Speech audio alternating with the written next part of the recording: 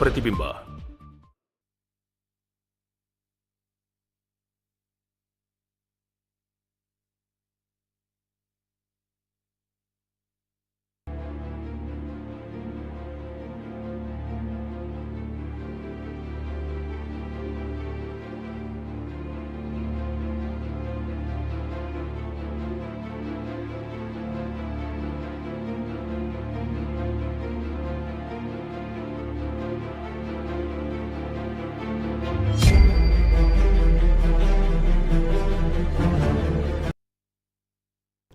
ವೀಕ್ಷಕ ನಮಸ್ತೆ. ಇವತ್ತಿನ ಪ್ರೈಮ್ ಟೈಮ್ ಕಾರ್ಯಕ್ರಮಕ್ಕೆ ಸ್ವಾಗತ. ಇವತ್ತಿನ ಪ್ರೈಮ್ ಟೈಮ್ ಕಾರ್ಯಕ್ರಮದಲ್ಲಿ ನಾವು ಚರ್ಚೆ ಮಾಡ್ತಾ ಇರುವಂತಹ ವಿಚಾರ, ಜೊತೆಗೆ ನಮ್ಮ ಕರಾವಳಿ ಭಾಗ ಚರ್ಚೆ ಮಾಡ್ತಾ ಇರುವಂತಹ ವಿಚಾರ, ನಾಟ್ ಓನ್ಲಿ ನಮ್ಮ ಕರಾವಳಿ ಭಾಗ, ನಮ್ಮ ಕರ್ನಾಟಕ ರಾಜ್ಯದಂತಲೂ ಕೂಡ ಚರ್ಚೆ ಆಗ್ತಾ ಇದೆ. ಯಾಕಂದರೆ ಇಂತಹ ಹೆಣ್ಣುಮಗಳು ಅಥವಾ ಇಂತಹ ಹೆಂಡತಿ ಸಿಗೋದಕ್ಕಿಂತ ಜಾಸ್ತಿಯಾಗಿ ಮದುವೆಯಾಗದೇ ಇರುವುದೇ ಉತ್ತಮ ಅನ್ನುವಂತಹ ಮಟ್ಟಿಗೆ ಹುಡುಗರು ನಿರ್ಧಾರವನ್ನು ತೆಗೆದುಕೊಳ್ಳಬೇಕು ಬಹುಶಃ ಅನ್ನುವಂತಹ ಒಂದು ಮಟ್ಟಿಗೆ ಚರ್ಚೆಯನ್ನು ಹುಟ್ಟು ಹಾಕಿದಂತಹ ಒಂದು ಘಟನೆ.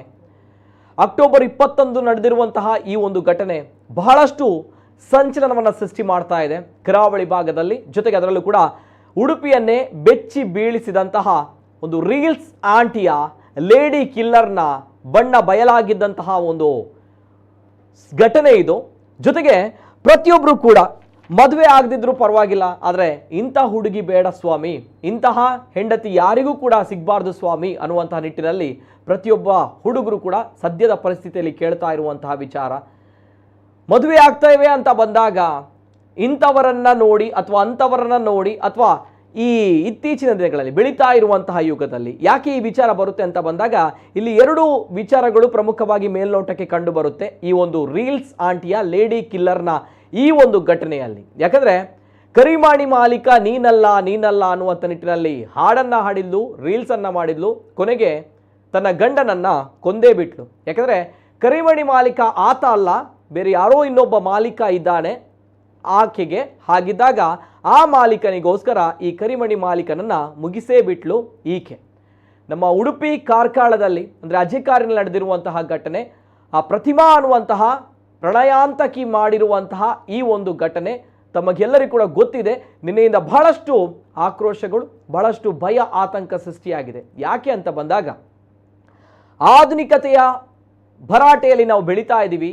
ಈ ಸೋಷಿಯಲ್ ಮೀಡಿಯಾಗಳು, ಸಾಮಾಜಿಕ ಜಾಲತಾಣಗಳು, ಫೇಸ್ಬುಕ್ಗಳು, ಇನ್ಸ್ಟಾಗ್ರಾಮ್ಗಳು ಇದೆಲ್ಲವೂ ಕೂಡ ನಮ್ಮ ಜನಜೀವನದ, ನಮ್ಮ ದೈನಂದಿನ ಜೀವನದಲ್ಲಿ ಹಾಸುಹೊಕ್ಕಾಗಿದೆ. ಆದರೆ ನಮ್ಮ ಸಂಬಂಧಗಳನ್ನು ಮೀರಿ, ನಮ್ಮ ಸಂಬಂಧಗಳನ್ನು ಹೊಡೆದು ಹಾಕಿ ಈ ಎಮೋಷನ್ಸ್ ಅನ್ನುವಂಥದ್ದು ಏನಿದೆ ಇದೆಲ್ಲವನ್ನು ಕೂಡ ಬದಿಗಿಟ್ಟು ಮತ್ತೊಂದು ಹಂತಕ್ಕೆ ನಮ್ಮ ಆತ್ಮಸಾಕ್ಷಿಯನ್ನೇ ಪ್ರಶ್ನೆ ಮಾಡುವಂತಹ ಘಟನೆಗಳು ಇತ್ತೀಚಿನ ದಿನಗಳಲ್ಲಿ ಜಾಸ್ತಿ ಆಗ್ತಾ ಇದೆ. ರಾಮನಗರದಲ್ಲೂ ಕೂಡ ಇದೇ ರೀತಿಯ ಘಟನೆ ನಡೆದಿತ್ತು, ಬೆಂಗಳೂರಿನಲ್ಲೂ ಕೂಡ ಇದೇ ರೀತಿಯ ಘಟನೆ ನಡೆದಿತ್ತು. ಎಲ್ಲಿ ತನಕ ಅಂತ ಬಂದಾಗ ಈ ಬೆಳೀತಾ ಇರುವಂತಹ ಸೋಷಿಯಲ್ ಮೀಡಿಯಾದಲ್ಲಿ ಈ ಅನೈತಿಕ ಸಂಬಂಧಗಳು ಜಾಸ್ತಿ ಆಗ್ತಾ ಇದೆ. ಅಂಥದ್ದೇ ಘಟನೆ ನಮ್ಮ ಕಾರ್ಕಳದಲ್ಲಿ ನಡೆದಿರುವಂಥದ್ದು. ಬಾಲಕೃಷ್ಣ ಪೂಜಾರಿ ಅವರು ಕೊನೆಯುಸಿರೆಳೆದಿದ್ದಾರೆ. ಮೊದಲದಾಗಿ ಅವರ ಆತ್ಮಕ್ಕೆ ಶಾಂತಿ ಸಿಗಲಿ. ಜೊತೆಗೆ ಅವರಿಗೆ ಈ ಸಂಬಂಧ ಈ ಹಿಂದೆಯೂ ಕೂಡ ಗೊತ್ತಿಲ್ವೋ ಗೊತ್ತಿಲ್ಲ. ಆದರೆ ಗೊತ್ತಿದ್ರೆ ಬಹಳಷ್ಟು ಪಾಪ ಆತ್ಮ ನೊಂದಿರ್ಬೋದು. ಗೊತ್ತಿಲ್ಲ ಅಂತ ಹೇಳಿದ್ರೆ ಏನೋ ಒಂದು ಅವರ ಆತ್ಮಕ್ಕೆ ಇನ್ನಾದರೂ ಶಾಂತಿ ಸಿಗಲಿ ಅಂತ ನಾವು ಕೇಳ್ಬೋದು. ಈ ಒಂದು ವಿಚಾರದಲ್ಲಿ ಇಂತಹ ಬಹಳಷ್ಟು ಪ್ರಶ್ನೆಗಳನ್ನು ಹುಟ್ಟು ಹಾಕಿದಂತಹ ಪ್ರಕರಣ. ಕರಿಮಣಿ ಮಾಲೀಕ ನೀನಲ್ಲ, ರೀಲ್ಸ್ ಆಂಟಿಯ ಲವ್ ಸ್ಟೋರಿಯ ಬಗ್ಗೆ ಇಂಚಿಂಚು ಮಾಹಿತಿಯನ್ನು ಇವತ್ತಿನ ಕಾರ್ಯಕ್ರಮದಲ್ಲಿ ನಿಮಗೆ ನಾವು ಕೊಡ್ತಾ ಹೋಗ್ತೀವಿ. ಅಷ್ಟಕ್ಕೂ ಕೂಡ ಏನಾಗಿದೆ ಕಂಪ್ಲೀಟ್ ಡೀಟೇಲ್ಸ್ ಬರ್ತಾ ಇದೆ, ನೋಡ್ಕೊಂಬನ್ನಿ. ಮುತ್ತಿನ ತಂಗಿಗೆ 19ರ ಪ್ರಾಯದಲ್ಲೇ ಮದುವೆ ಮಾಡಿಸಿದ್ದ ಅಣ್ಣ, ಮದುವೆಯಾಗಿ 17 ವರ್ಷದ ಬಳಿಕ ಪರಸಂಗ ಬಯಸಿದ ತಂಗಿ, ಪತಿಗೆ ಸ್ಲೋ ಪಾಯ್ಸನ್ ಕೊಟ್ಟು ಹಾಸಿಗೆ ಹಿಡಿಸಿದ ಕಿರಾತಕಿ.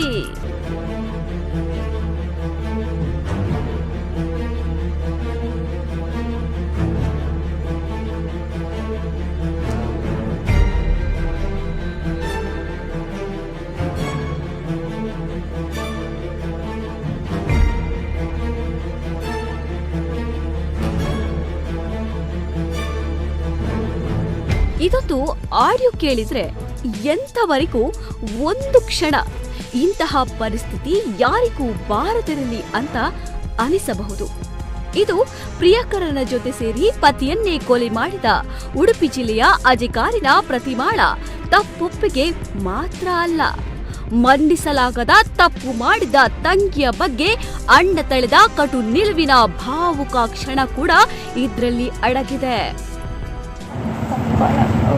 ತಪ್ಪಾನೆಂಚಿನ ಕರ್ಮನ ಜೀವ ಹೋತುಂಡು ತಪ್ಪಾಂಜಿನ ಕೆರಿಯಾತ ಧರ್ಮೋಗು ಎನ್ನ ಬಾಯರನ್ನು ನಿನ್ನ ಕಠೋರ ಅಪ್ಪನ ಏತು ಕಠೋರ ಮನಸ್ಸಿಕ್ಕು ಮರದು ನಿನ್ನ ಜೋಕನಂಚಿಲ್ಲ ತೂಜೆ ಈತ ಮಾತ್ರ ಇಲ್ಲು ಪೂರ ಮಲ್ತೇರು ನೀವು ಪೂರ ಮಲ್ತೇರು ಲೋನ ಆರ್ನ ಪುದಾಡ ಬರೆಯಂದಿರು ಅನ್ನ ನಿಕ್ಕ ಮನಸ್ಸು ಹೋಗ್ತಿದ್ದಾರೆ. ಹೌದು, ಬಡ ಕುಟುಂಬವಾದ್ರೂ ಮರ್ಯಾದೆಯ ವಿಚಾರದಲ್ಲಿ ಶ್ರೀಮಂತವಾಗಿದ್ದ ಕುಟುಂಬ ಅದು. ಆದ್ರೆ ಶ್ರೀಮಂತಿಕೆಯ ಆಸೆಗೆ ಬಿದ್ದ ಮಗಳಿಂದ ಇಂದು ಮರ್ಯಾದೆ ಬೀದಿ ಪಾಲಾಗಿದೆ. ಕಷ್ಟವಿದ್ರೂ 19 ವರ್ಷದಲ್ಲೇ ಪ್ರತಿಮಾಳನ್ನ ಮದುವೆ ಮಾಡಿಸಿ ಒಳ್ಳೆ ಕಡೆ ಸೇರಿಸಿದ್ದ ಅಣ್ಣ ಸಂದೀಪ್ ತಂಗಿಯ ಎಲ್ಲಾ ಕಷ್ಟದಲ್ಲೂ ಜೊತೆಯಾಗಿ ನಿಂತಿದ್ದ. ಭಾವ ಬಾಲಕೃಷ್ಣ ಅವರಿಗೆ ಅನಾರೋಗ್ಯ ಅಂದಾಗ ಸಾಲ ಸೋಲ ಮಾಡಿ ಆಸ್ಪತ್ರೆಯ ಚಿಕಿತ್ಸಾ ಖರ್ಚು ಕೂಡ ಭರಿಸಿದ್ದ. ಆದ್ರೆ ಆಸ್ಪತ್ರೆಯಿಂದ ಮರುದಿನವೇ ಭಾವನನ್ನ ತಂಗಿ ಕೊಲೆ ಮಾಡಿದ್ದಾಳೆ ಅಂದಾಗ ಮಾತ್ರ ಅಣ್ಣನ ಹೃದಯ ಒಡೆದು ಹೋಗಿದೆ. ಮಾಡಬಾರದ ತಪ್ಪು ಮಾಡಿದ ತಂಗಿಯ ಬಾಯಿ ಬಿಡಿಸಿ ಎಲ್ಲವನ್ನೂ ಪೊಲೀಸರಿಗೆ ತಿಳಿಸಿ ಆಕೆಗೆ ಜೈಲಿನ ದಾರಿ ತೋರಿಸಿದ್ದಾನೆ. ನಿನ್ನೆ ಮತ್ತೆ ಅವನ ಅಣ್ಣನ ಕೈಯಲ್ಲಿ ಅವಳು ಹೇಳಿದ್ದು, ನಮಗೆ ಇದೆಲ್ಲ ಗೊತ್ತೇ ಇಲ್ಲ ಗೊತ್ತೇ ಇಲ್ಲ, ಎಂತ ಆಗಿದೆ ಅಂತ ಗೊತ್ತಿಲ್ಲ, ಇಲ್ಲಿ ಗಾಯ ಆಯಿತು, ಅದಕ್ಕೆ ಸುಳ್ಳು ಹೇಳಿದ್ದೀನಿ ನಾನು, ನನ್ನ ಸೊಸೆಯನ್ನು ಕರ್ಕೊಂಡು ಹೋಗ್ತಾರಲ್ಲ ಅದು ಬರುವಾಗಿತ್ತು ಅಂತೆ, ಅದು ಕಳೆದಮ್ಗೆ ಯಾರು ಹಾಕಿದ್ದು ಅಂತ ಕೇಳಿದರು. ಅದು ನಾನು ಅವನ ತಲೆದ ಅಡಿಕೆ ತಂದೆ ಮತ್ತು ಅಲ್ಲಿ ಹಾಕಿದ್ದು ನಾನೇ ಹಾಕಿದ್ದೆ ಅಂತ ಹೇಳಿ. ಮತ್ತು ಅವಳು ತರ್ಕೊಂಡು ಪೊಲೀಸ್ ಬಂದಿರೋಲ್ಲ, ಅವಳಿಗೆ ನಾನು ಬಚಾವ್ ಮಾಡಿದ್ದು ಹೌದು. ಆದರೆ ಮತ್ತೆ ಕೇಳುವಾಗ ಅವಳೇ ಕೊಂದಿದ್ದಂತ ಅವಳ ಬಾಯಲ್ಲೇ ಬಂತು. ಈಗ ಎಂತ ಶಿಕ್ಷೆ ಆಗಬೇಕು ಅವಳಿಗೆ? ಅವಳಿಗೆ ಶಿಕ್ಷೆ ನಮ್ಮ ಇಲ್ಲಿ ಮನೆಗೆ ಬರ್ಕೊಡ್ದು, ಇನ್ನು ಬೇಡನೇ ಬೇಡ. ನಾನು ಮಕ್ಕಳು ನಾನೇ ನೋಡ್ತೇನೆ, ಮಕ್ಕಳು ಇಬ್ಬರು ಇದ್ದಾರೆ, ಮಕ್ಕಳು ನಾನೇ ನೋಡ್ತೇನೆ, ಅವ್ರಿಗೆ ಮನೆಗೆ ಬರುವುದೇ ಬೇಡ, ಅಷ್ಟೇ ಶಿಕ್ಷೆ ಆಗಬೇಕು ಅವಳಿಗೆ. ಇನ್ನು ಯಾರು ಹೆಣ್ಣು ಮಕ್ಕಳು ಆ ಥರ ಮಾಡಬಾರ್ದು ಸ್ವಾಮಿ, ಮಾಡಬಾರ್ದು. ಹೌದಾ? ಮದುವೆಯಾಗಿ ಬಾಂಬೆ ಸೇರಿದ್ದ ಪ್ರತಿಮಾ ಶೋಕಿ ಜೀವನಕ್ಕೆ ಮಾರು ಹೋಗಿದ್ದಾರೆ. ಪತಿ ಬಾಲಕೃಷ್ಣ ಹೋಟೆಲ್ ಒಂದರಲ್ಲಿ ದುಡಿದು ಪತ್ನಿಯ ಎಲ್ಲಾ ಬೇಕು ಬೇಡ ನೋಡಿಕೊಳ್ಳುತ್ತಿದ್ದ. ಕೊರೋನಾ ಸಮಯದಲ್ಲಿ ಊರು ಸೇರಿ ಸಣ್ಣದೊಂದು ಕ್ಯಾಂಟೀನ್ ಮಾಡಿದ್ದ ಬಾಲಕೃಷ್ಣ ಪುಟ್ಟದೊಂದು ಮನೆ ಕೂಡ ಮಾಡಿಕೊಂಡಿದ್ದ. ಮೇಡ್ ಫಾರ್ ಈಚ್ ಅದರ್ ಎಂಬಂತೆ ಸುಂದರ ಸಂಸಾರದಲ್ಲಿ 2 ಮುದ್ದಾದ ಮಕ್ಕಳಿಂದ ನೆಮ್ಮದಿಯ ಬದುಕು ಸಾಗಿತ್ತು. ಬ್ಯೂಟಿ ಪಾರ್ಲರ್ ಮೂಲಕ ತಾನು ಒಂದಿಷ್ಟು ಸಂಪಾದಿಸಿ ಪತಿಯ ಬೆನ್ನಿಗೆ ಪ್ರತಿಮಾ ನಿಂತಿದ್ದಳು. ಆದ್ರೆ ರೀಲ್ಸ್ ಎಂಬ ಮಹಾಮಾರಿ ಈ ಇಬ್ಬರ ಸಂಸಾರದಲ್ಲಿ ಬಿರುಗಾಳಿಯನ್ನೇ ಎಬ್ಬಿಸಿತ್ತು. ಇದೇ ರೀಲ್ಸ್ ಮೂಲಕ ಶ್ರೀಮಂತ ಯುವಕನ ಬಲೆಗೆ ಬಿದ್ದ ಪ್ರತಿಮಾ ತನ್ನ ಪತಿಯನ್ನೇ ಪರಲೋಕಕ್ಕೆ ಕಳುಹಿಸುವಂತಹ ನೀಚ ಕೃತ್ಯ ಮಾಡಿದ್ದಾಳೆ. ಇನ್ನು ಕಾರ್ಕಳದಲ್ಲಿ ನೋಡಿ ಇಷ್ಟ ಯಾವ ಕೇಸು ಬರಲಿಲ್ಲ ಇಂಥದ್ದು. ಗಂಡನ ಕೊಂದ ಪಾಪಿ ಈ ಭೂಮಿಲಿ ಇರಬಾರ್ದು, ಜೀವಾದ ಶಿಕ್ಷೆ ಆಗಬೇಕು ಅವಳಿಗೆ. ಮಕ್ಕಳಿಗೆ ಮತ್ತು ಇವು ನಾವು ನೋಡ್ತೀವಿ, 2 ಮಕ್ಕಳಿದ್ರು, ಒಂದು ಹೆಣ್ಣು ಒಂದು ಗಂಡು, ಪರವಾಗಿಲ್ಲ ನಾವು ನೋಡ್ತೀವಿ. ನಾವು ಮತ್ತು ಅವ್ರಿಗೆ ಅವನ ಅಣ್ಣ ಎಲ್ಲ ನೋಡ್ತೀವಿ. ಮಕ್ಕಳಿಗೆ ನಾವು ತೊಂದರೆ ಆಗಲ್ಲ, ಮನೆ ಉಂಟು, ಜಾಗ ಉಂಟು, ಅದೆಲ್ಲ ಅವರಿಗೆ, ನಮಗೆ ಯಾರು ಎಲ್ಲ ಅವ್ರಿಗೆ ಜೀವಾದ ಶಿಕ್ಷೆ ಆಗಬೇಕು. ನನ್ನ ಕಾರಣ ಇಂಥ ಪಾಪಿಗಳಿಗೆ ಹುಟ್ಟಬಾರ್ದು. ಯಾಕ್ರಿ ಹೋಗ್ಬೋದಿತ್ತಲ್ಲ ಅವನಿಗೆ, ಇವನು ಕೊಂದಿದ್ಯಾಕೆ? ರಾತ್ರಿ ಬರ್ಲಿಕ್ಕೆ ಹೇಳಿದ್ವಲ್ಲ, ಹೋಗ್ಬೋದಿತ್ತು ಅವಳೊಟ್ಟಿಗೆ, ಇವನು ಇಲ್ಲಿ ಇರ್ತಿದ್ದ, ಬೆಳಗ್ಗೆ ನಾವು ಬರ್ತಿದ್ವಲ್ಲ. ಇಲ್ಲಿ ಪತಿ ಪತ್ನಿ ಇಬ್ಬರಿಗೂ ಇದ್ದ ರೀಲ್ಸ್ ಹುಚ್ಚು ಸಂಸಾರದಲ್ಲಿ ಬಿರುಕು ಮೂಡಿಸಲು ಮೊದಲ ಕಾರಣವಾಗಿತ್ತು ಅನ್ನೋದು ಸುಳ್ಳಲ್ಲ. ಹೊಸದೊಂದು ಕನಸು ಕಂಡ ಪ್ರತಿಮಾ ಅದಕ್ಕಾಗಿ ಪತಿಯನ್ನ ಹಂತ ಹಂತವಾಗಿ ಮುಗಿಸಿ ಕೊನೆಗೂ ಆತನನ್ನ ಪರಲೋಕಕ್ಕೆ ಕಳುಹಿಸಿದ್ದಾಳೆ. ಆದ್ರೆ ಮಿಂಚಿ ಹೋದ ಕಾರ್ಯಕ್ಕೆ ಚಿಂತಿಸಿ ಫಲ ಇಲ್ಲ ಎಂಬಂತೆ ಪ್ರತಿಮಾ ತಾನು ಮಾಡಿದ ಕೃತ್ಯಕ್ಕೆ ಈಗ ಪಶ್ಚಾತ್ತಾಪ ಪಟ್ಟಿದ್ದಾಳೆ. ಆದ್ರೆ ಆಕೆಯ ಕಠೋರ ಕೃತ್ಯಕ್ಕೆ ಇಡೀ ಕುಟುಂಬವೇ ಆಕೆಯನ್ನ ದೂರ ಮಾಡಿದೆ. ಪ್ರಮೋದ್ ಸುವರ್ಣ, ನಮ್ಮ ಕುಡ್ಲ 24x7 ಉಡುಪಿ.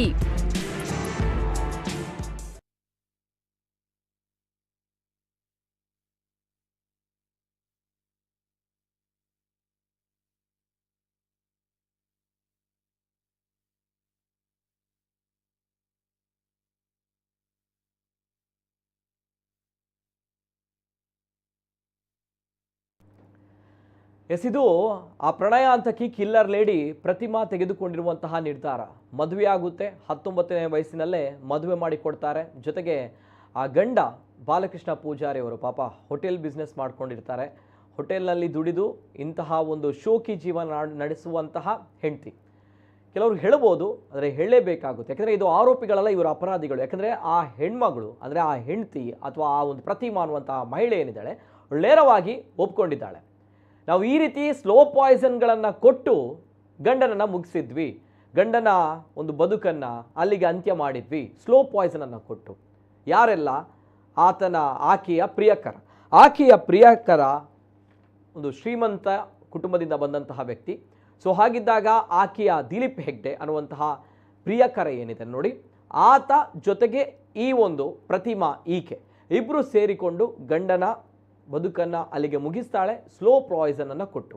ಹಾಗಿದ್ದಾಗ ತಾವುಗಳು ಕೇಳ್ಬೋದು, ಸ್ಲೋ ಪಾಯ್ಸನ್ ಇವುಗಳಿಗೆ ಹೇಗೆ ಸಿಕ್ತು ಅನ್ನುವಂಥದ್ದು, ಎಲ್ಲಿಂದ ಇವರು ಸ್ಲೋ ಪಾಯ್ಸನನ್ನು ಬೈ ಮಾಡ್ತಾಯಿದ್ರು, ಜೊತೆಗೆ ಅದನ್ನು ಹೇಗೆ ಬಳಕೆ ಮಾಡ್ತಾಯಿದ್ರು.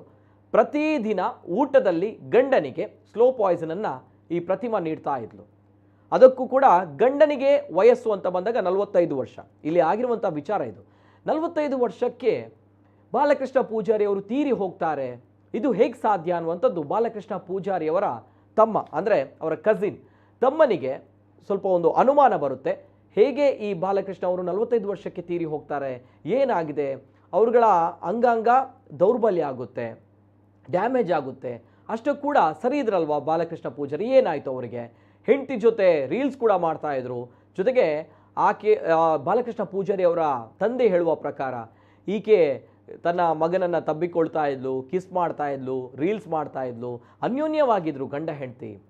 ಆ ರೀತಿ ಮಾಡಲಿಕ್ಕೆ ಸಾಧ್ಯ ಇಲ್ಲ ಅನ್ನುವಂಥ ಒಂದು ಗಾಢವಾದ ನಂಬಿಕೆ ನಮ್ಮಲ್ಲಿತ್ತು. ಆದರೆ ಈಕೆ ಹೇಗೆ ಮಾಡಿದ್ಲು ಅನ್ನುವಂಥದ್ದು ಬಾಲಕೃಷ್ಣ ಪೂಜಾರಿ ಅವರ ತಂದೆ ಹೇಳ್ತಾ ಇರುವಂಥದ್ದು.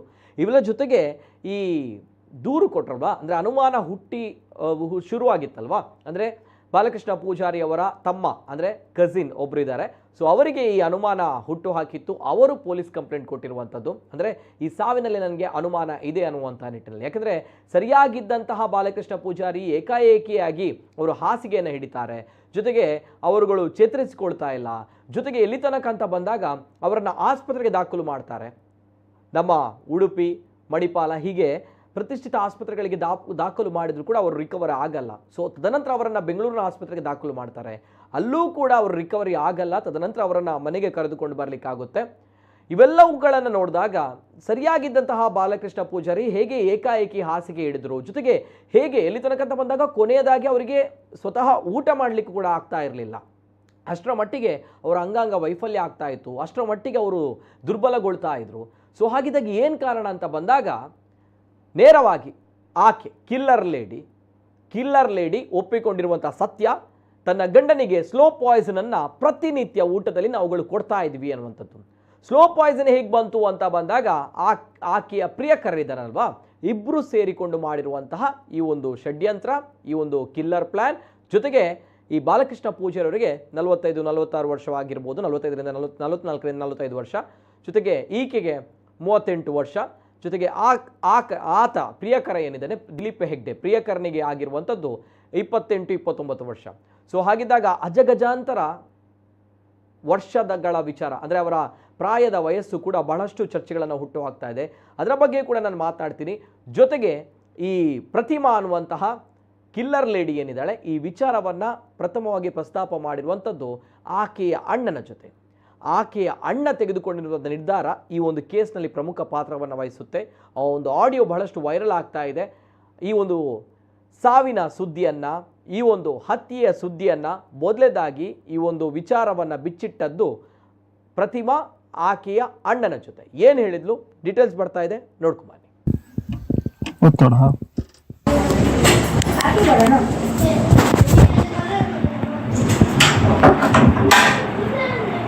ಬಾಬು ನಂದ ಬೋದು ನಂದ ರಾತ್ರಿ ಮಾಡಿ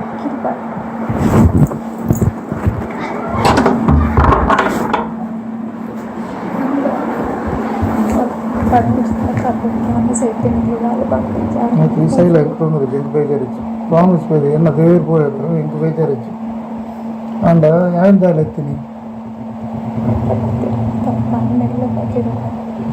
ಮೆಲ್ಲ ಮಾತಾಡ್ಬಾರ ಜೀವನ ಹೋಗ್ತುಂಡಪ್ಪ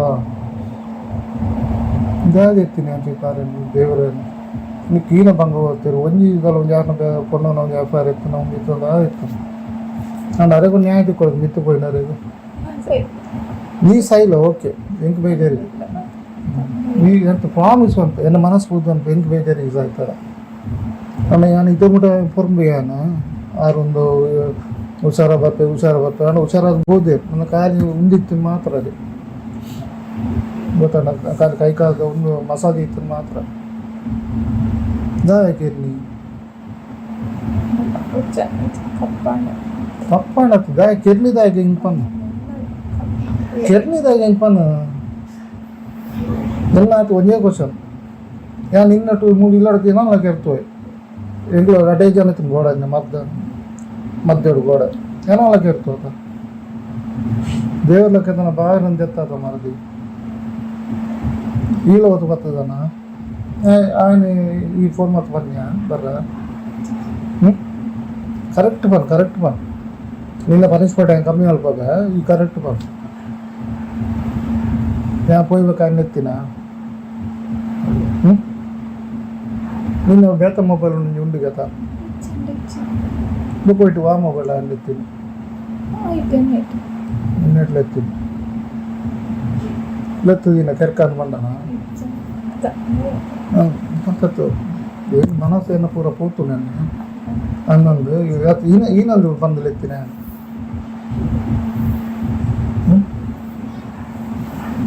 ಈನೊಂದು ಬಂದಲು ಎತ್ತ ದುಡ್ಡು ಉಂಡ ಬಾರಿ ಕಾಸೆ ಈನ ಮಾಪನ ತಿಂದರೆ ಏನು ಫಲ ಹೆಚ್ಚಿತ್ತ ಕಮ್ಮಿದ ಫಲ ಎತ್ತ ನಾವು ಐತೆ ಸಾವಿರ ನಡೀತೆ ಅಲ್ಲಿ ಇಲ್ಲಿ ಎತ್ತಿ ನೀನು ಯಾಕೆ ಬಂದು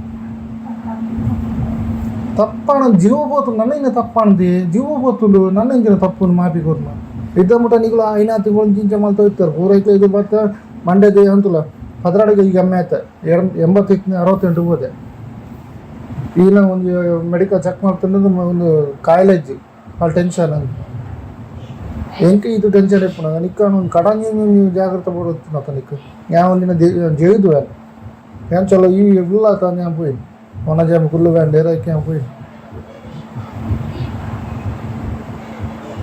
atay bati na kekil bati na loka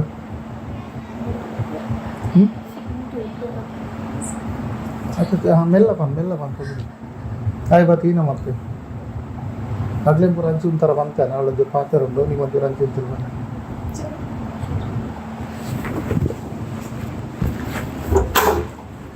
mure herlagge ಬತ್ತೀನ ಒಂದು ನೀನ ಮತ್ತೆ ಕೆಕ್ಕಿಲ್ ಬತ್ತೀನ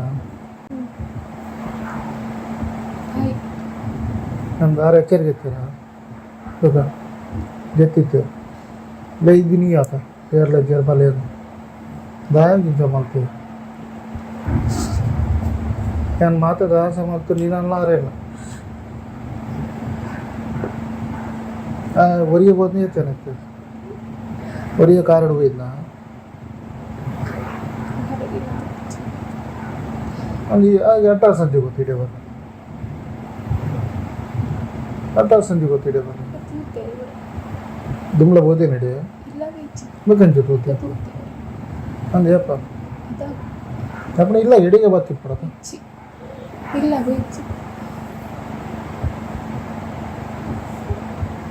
ಧರ್ಮದ ಜೀವ ಜತ್ತ ಮಾಡಿ ಯಾನು ಏತು ಇನ್ನ ಬಂಗಾರದಿದ್ದು ಯಾನಾರು ನೀವು ಬಚ್ಚ ಮಾಡಿ ಬರ್ತೀವಿ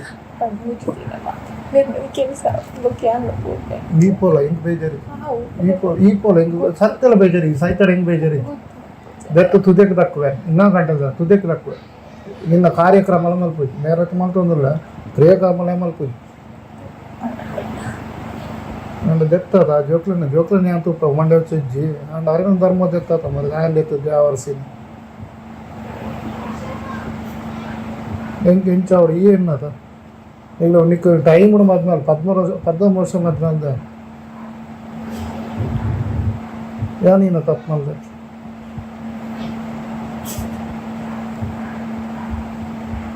ದೇವರಸಿನ ಎತ್ತದ ಈ ಕೆರಪ ಆಯ್ತು ಇಲ್ಲದ ಇಡೀ ಊರು ಗೊತ್ತಾಗ್ತದೆ ಇದೇನಕ್ಕೇನು ಕರ್ಮನ ನಾನಿಲ್ಲಂಚೆ ನಾವು ಪುಂಜ ಏರು ಅನಜನ ಜಲಜರಿ ಕೇಸ್ ಮಾಡ್ತೀನಿ ಯಾನು ಎದುರು ಬತ್ತೆ ಅಂಚಾತು ಇಂಚಾನು ಐದು ಬಕ್ಕ ನಿಂಗೆ ಸರಿಯಾಗಿ ತೊಡಕ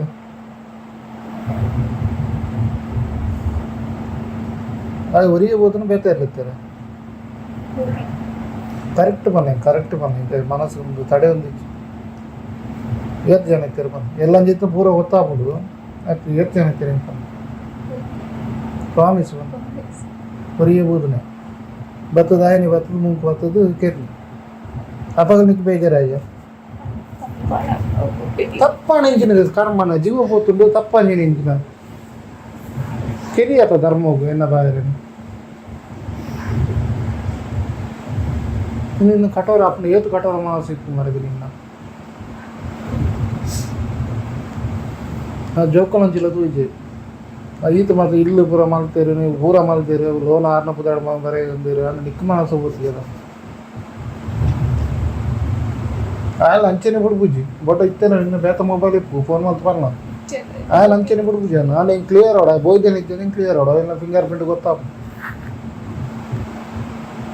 ಬೋದು ನಂದು 100% ನಂದ ಅತಿ ಹೀಗೆ ಇರ್ತಾನೆ ಎಂಕು ಡೌಟ್ ಆಯ್ ಬೋಯ್ಜಿ ಈಗ ಇರ್ತಾನೆ ಅವಲಪಲ್ಲೆ ಬೈದೇನೆ ಬರ್ರ ಆತ ಡೈರಿಂಗ್ ಇಪ್ಪಲ್ಲ ಬೈದಿನಂದ ಏನಾಡ್ದೆ ಪೂರ ಹೋತನಿತ್ತು ದೀಪದ ಮೂಲೆ ಕೆತ್ತಂಡಿದ್ದೆ ಪನ್ಯ ನಾಯಿ ಬೊಯ್ದಿನಂದ ಇಂಕ ಹೋಗನ 100% ಏನು 6 ಲೆಪ್ಪ ಮಂಡೆ ಬೆತ್ತಿದ್ದು ಪನ್ಪನ ಬೊಯ್ದಿನಂದ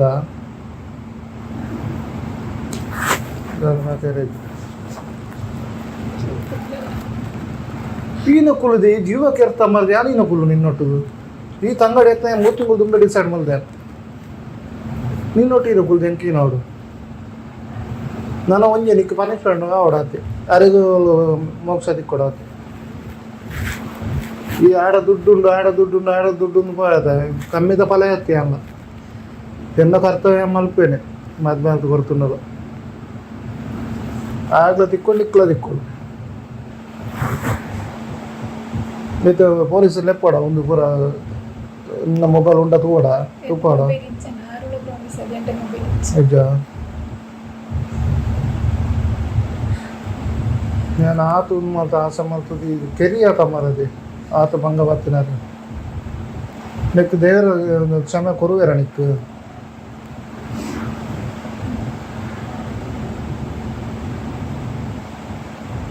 ಗುಡಿಯ ಬರ್ತೇನೆ ಡೇಟ ಉನಾಸ್ಲ ತಪ್ಪ ಅವು ಆತಂದು ಈ ನನ್ನ ಎಲ್ಲ ಒಂದು ಈ ನನ್ನ ಹೆಚ್ಚಿಗೆ ಮಾಡಿ ఆయన ఈ మూలు బత్ నెత్తు కుళ్ళావి ఆయన కెర్ర లెప్పడాగా నన్ను మూలు బత్ చెప్పడావు జని ಎನ್ನ ಜೋಕ್ಲೆ ಹೆಂಗೆ ಇರ್ತವಾಡ ಮೂಜೆ ಜೀವ ಒಬ್ಬ ನಡೀತಿಂಗೆ ಜೋಕ್ಲೆ ಇನ್ನೊಂದು ದಯವಿಟ್ಟು ಎಲ್ಲ ಸೊಂಬ ಯಾಂಬರನ್ನು ಜೀವದುಂಡಲ್ಲ ಈ ಮೊಕ್ಕೊಂದಿನ ಅದನ್ನು ಕೆರ್ತವ ಆಗ ವ್ಯವಹಾರಸಿಗೆ ಫೋನ್ ಮಾಡ್ತೀವಿ ಪಂತಲ್ಲ ಇದಾತ ತಪ್ಪಂಡು ಐಕ್ ಪನಿಷ್ಮೆಂಟ್ ಉಂಡದ ಪೊಲೀಸ್ ನಾಳೆ ಕೊರ್ರೆಜ್ಜಿ ಪೋಸ್ಟ್ ಮಾರ್ಟಮ್ ಬರೋಡಾತಿ IT ರಿಪೋರ್ಟ್ ಇನ್ನ ಬರ್ಕೊಂಡು ಅದು ಗೊತ್ತಾಗ್ಬಿಡೋದು ಈಗ ಈ ಪನ್ನ ಎಲ್ಲ ಧೈರ್ಯ ಜಾಯ್ ಬೋದಿಲ್ಲ ಅವನನ್ನು ಇಟ್ಟು ಗೊತ್ತಾಗ್ಬಿಡದ ದುಡ್ಡು ಈತು ಬರ್ಲೋಡು ಮದ್ವೆ ಮಲ್ದ ಟೈಮ್ ಬಿಡು ಈಗಲೇ ಅಹಂಕಾರ ಅಂತ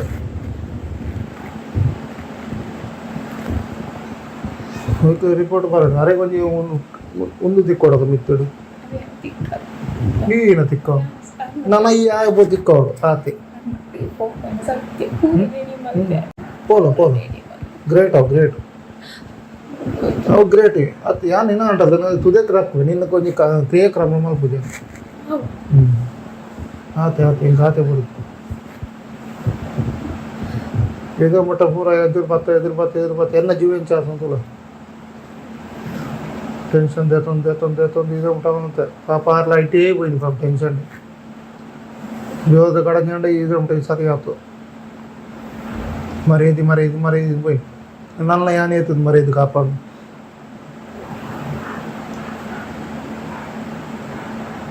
கைப்பிடி என்ன கைப்பிடி அது ಈ ಸೈಲ ಪ್ರಾಮಿಸ್ ಪಂಪೇರು ಏನು ಓಪನ್ ಆಗಂಟು ಈ ಸೈಲ ಏನು ಬಿಂದಾಸ್ ಆಯ್ಕೊಂಡಿಲ್ಲ ಎನ್ನ ಕೈಬಿಡಿ ಎಂಕಿ ಮೆಕ್ಕಿ ಈ ಇಜ್ಜೇನೆ ಮೂತಿಂಗ ತುಂಬೆ ಅಂತಂತೆ ಏನು ಆತ ಬುದ್ಧಿ ಪನಿ ಮಕ್ಕಳಿಗೆ ಕಡಂಗನೇ ಇವತ್ತು ಕೆರ್ಪ ಆಯ್ತ ಈ ಕೆರ್ನಿ ಆಗ್ತದೆ ಪನ್ ಹೊಡ್ಕಿ ಮಂಡ ಈ ಕೆರ್ನಿ ತಾಯಿಲೆ ಬಿಡೋದಾಯನ ಕೈ ಬಿಡು ಪೋಪ ಕೈ ಬಿಡು ಇದು ದೀಪತೆ ಕೆತ್ತಾನೆ ಕೈ ಬಿಡು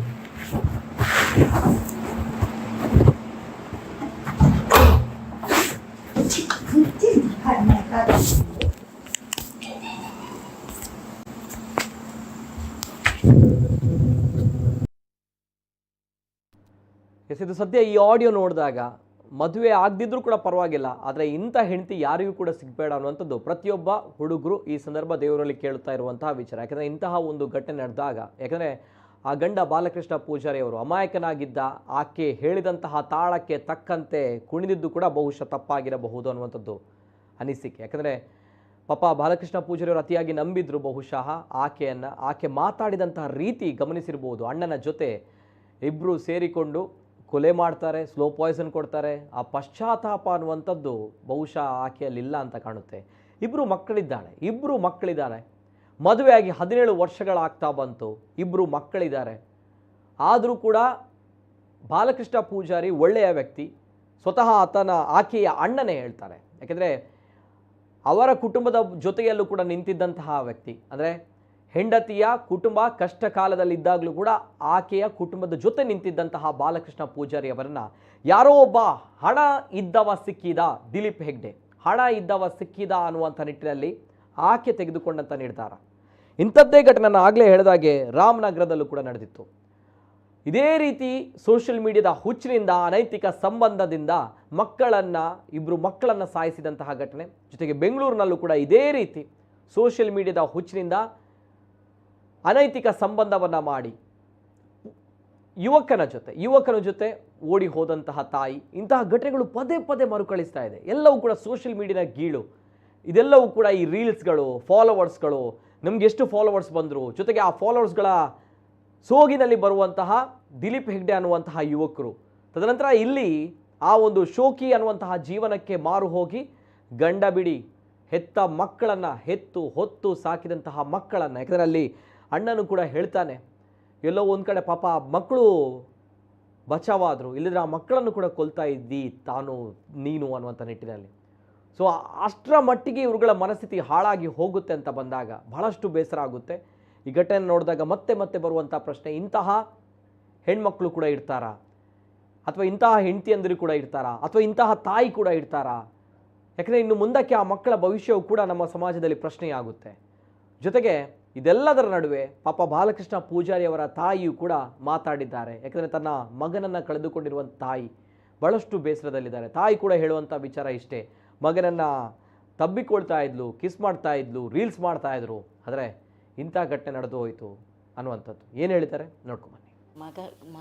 ಮಗ ನನ್ನ ಸೊಸೆ ಎಂಥದಂತ ನಾವು ಅವರು ಎಲ್ಲ ಚೆನ್ನಾಗಿದ್ದಿಲ್ಲ ಅಂತ ನನ್ನ ಅಂದಾಜು. ಆದರೆ ಈ ಥರ ಮಾಡಿದಾಳೆ ಅಂತ ನನಗೆ ಗೊತ್ತಾಗಲಿಲ್ಲ. ಸರ್ ಅವಳು ಈ ಥರ ಮಾಡಿದ್ದು ಗೊತ್ತಾಗಲಿಲ್ಲ ನನಗೆ. ಆದರೆ ಏನು ಮಾಡೋದು, ಈಗ ಆಯ್ತಲ್ಲ ಅಂತ ನನಗೆ ಈಗ ಶೋಕ ಅಷ್ಟೇ. ನಾವು ಇಲ್ಲಿ ಬರುವಾಗ ಅವನು ಹುಷಾರಾಗಿದ್ದ, ಆಸ್ಪತ್ರೆಯಿಂದ ಬರುವಾಗ ಹುಷಾರಾಗಿದ್ದ. ಮತ್ತೆ ನನ್ನ ಹತ್ರ ಮಾತಾಡಿದ, ನಾನು ಹುಷಾರಾಗಿದ್ದೇನಮ್ಮ, ನಾನು ಹುಷಾರಾಗಿದ್ದೇನೆ, ನನಗೆ ಇಲ್ಲಿ ಮೈಯೆಲ್ಲ ನೋವುಂಟು, ಮತ್ತು ಏನಿಲ್ಲಮ್ಮ, ಕಾರು ಕೈ ಇದು ಆಡೋದಿಲ್ಲ, ಮತ್ತು ನಾನು ಹುಷಾರಾಗಿ ಇದ್ದೇನೆ. ಆದರೆ ಏನು ಮಾಡೋದು, ಹೋಗುವಾಗ ನಾನು ನಡ್ಕೊಂಡು ಹೋಗಿದ್ದೇನೆ, ಬರುವಾಗ ಈ ಥರ ಆಯಿತು. ನನಗೆ ಎಂಥ ಆಗಿದೆ ಅಂತ ನನಗೆ ಗೊತ್ತಿಲ್ಲ. 7 ಆಸ್ಪತ್ರೆಯಲ್ಲಿ ನಾನು ಹೋಗಿ ಬಂದೇನೆ. ಆದರೆ ನಾನು ಇಲ್ಲ ಮಗ, ನನಗೂ ಇನ್ನೂ ಹುಷಾರಾಗ್ತೀನಿ, ನಿನಗೆ ಏನು ಆಗೋದಿಲ್ಲ ಅಂತ ನಾನು ಹೇಳಿದೆ. ನನಗೆ ಇನ್ನು ಹುಷಾರಾಗ್ತೀನಿ, ನಾನು ಏನು ಆಗೋದಿಲ್ಲ ನಿನಗೆ ಅಂತ ಅವನಿಗೆ ಅದೇ ಧೈರ್ಯ ಹೇಳ್ತೀನಿ ನಾನು. ಆಯ್ತಮ್ಮ ಆಯ್ತು ಅಂತ. ಮತ್ತು ನಾನು ಗಂಡಿಗಂತೂ ತಂದು ಕೊಟ್ಟಿದ್ದೇನೆ. ಮತ್ತು ಊಟ ಮಾಡಿದ, ಊಟ ಅವಳು ಹಿಂಸಿದ್ದು, ನಾನಲ್ಲ, ಅವಳು ಹಿಂಸಿದಾಳೆ. ತಿಂದು ಊಟ ಆಯಿತು. ಮತ್ತು ಸ್ವಲ್ಪ ಬಾಯಾರಿಕೆಗೆ ಕಷಾಯ ಕುಡ್ದ, ಮತ್ತು ಇದು ಮಾತ್ರೆ ತಗೊಂಡಿದ್ದ. ಎಲ್ಲ ಆಯಿತು. ಎಲ್ಲ ಆಗಿ ಕೂಡಲೇ ನಾನು ಆವಾಗ 10ವರೆಗೆ ಬಂದಿದ್ರು ಅವರು, ಮತ್ತೆ 12 ಗಂಟೆ ಆಗಿದೆ. ನಾನು ಇಷ್ಟು ಮಾತಾಡಿದು, ಇಷ್ಟು ಅವನು ಮುದ್ದು ಮಾಡಿದ್ದು, ಇಷ್ಟ ಆಗುವಾಗ 12 ಗಂಟೆ ಆಗಿದೆ. ಅದಕ್ಕೆ ಇನ್ನು ನಾನು ಮನೆಗೆ ಹೋಗುದಣ್ಣ ಅಂತ ಹೇಳ್ತೀನಿ. ಆಯ್ತಮ್ಮ ನೀನು ಹೋಗಿ, ನನ್ನ ಪಪ್ಪ ತಂದೆಯವರ ಊರಿಗೆ ಒಬ್ಬನೇ ಇದ್ದಾರಲ್ಲ ಅಲ್ಲಿ, ಹೋಗಿ ನೀವು ಬೆಳಿಗ್ಗೆ ಬನ್ನಿ ಅಂತ, ಬೆಳಿಗ್ಗೆ ಬರ್ತೀನಿ ನಾನು ಅಂತ ಹೇಳಿದೆ. ಹಾಗಾಗಿ ನಾವು ಮನೆಗೆ ಹೋಗಿದ್ದೀನಿ. ಹೋಗಿ ಇವರಲ್ಲಿ ಬಿದ್ದು ಇವರಿಗೆ ಇದಾಗಿದ್ದು ಅದು ಅವರು ಮಾತಾಡಿ ಅವರು ಸಮಾಧಾನ ಮಾಡೋದು. ಅಷ್ಟು ನಾನು ಸ್ವಲ್ಪ ಮಲಗಿದೆ ಅಂತ ಮಲಗಿದೆ. ಆವಾಗ ಫೋನ್ ಬಂತು. 3 ಗಂಟೆ ಆಗುವುದು ಫೋನ್ ಬಂದಾಗ. 3 ಗಂಟೆ ಆಯಿತು. ಎಂತ ತೆಗೆದು ಕೇಳ ಇವಳು ಹೇಳುವುದೇ ಇಲ್ಲ. ಫೋನ್ ಮಾಡಿದ್ದು ಮಾತ್ರ ನನಗೆ ಹೇಳುವುದೇ ಇಲ್ಲ, ಎಂತ ಮಾತಾಡೋದೇ ಇಲ್ಲ. ಅಯ್ಯೋ ದೇವರೇ, ಇವಳಿಗೆ ಏನಾದಪ್ಪ ಅಂತ ಹೇಳಿ ನಾನು ಇವರ ಹತ್ರ ನಾನು ಅಲ್ಲಿ ಹೋಗ್ತೇನೆ, ಏನೋ ಆಯಿತು ಅಂತ ಹೇಳಿ ನಾನು ಇಲ್ಲಿಗೆ ಓಡಿ ಬಂದಿದ್ದೇನೆ. ಬೊಬ್ಬೆ ಕೇಳ್ತಾ ಅವಳಿ ಖಾಲಿ ಬೊಬ್ಬೆ ಹಾಕಿದ್ದು.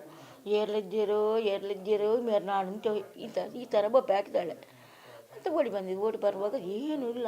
ಅವನು ಎದೆಯಲ್ಲಿ ಮಾತ್ರ ಬಿಸಿ ಉಂಟು ಅಷ್ಟೇನ, ಮತ್ತೇನು ಜೂನು ಇಲ್ಲ. ಮತ್ತು ಬೊಬ್ಬೆ ಹಾಕಿದೆ ಮೊನ್ನೆ. ಮತ್ತೆ ಬೊಬ್ಬೆ ಹಾಕಿ ಇಡೀ ಊರ ಎಲ್ಲವೂ ಮನುಷ್ಯರು ಎಲ್ಲವರು ಒಟ್ಟಾಗಿದ್ದಾರೆ ಇಲ್ಲಿ.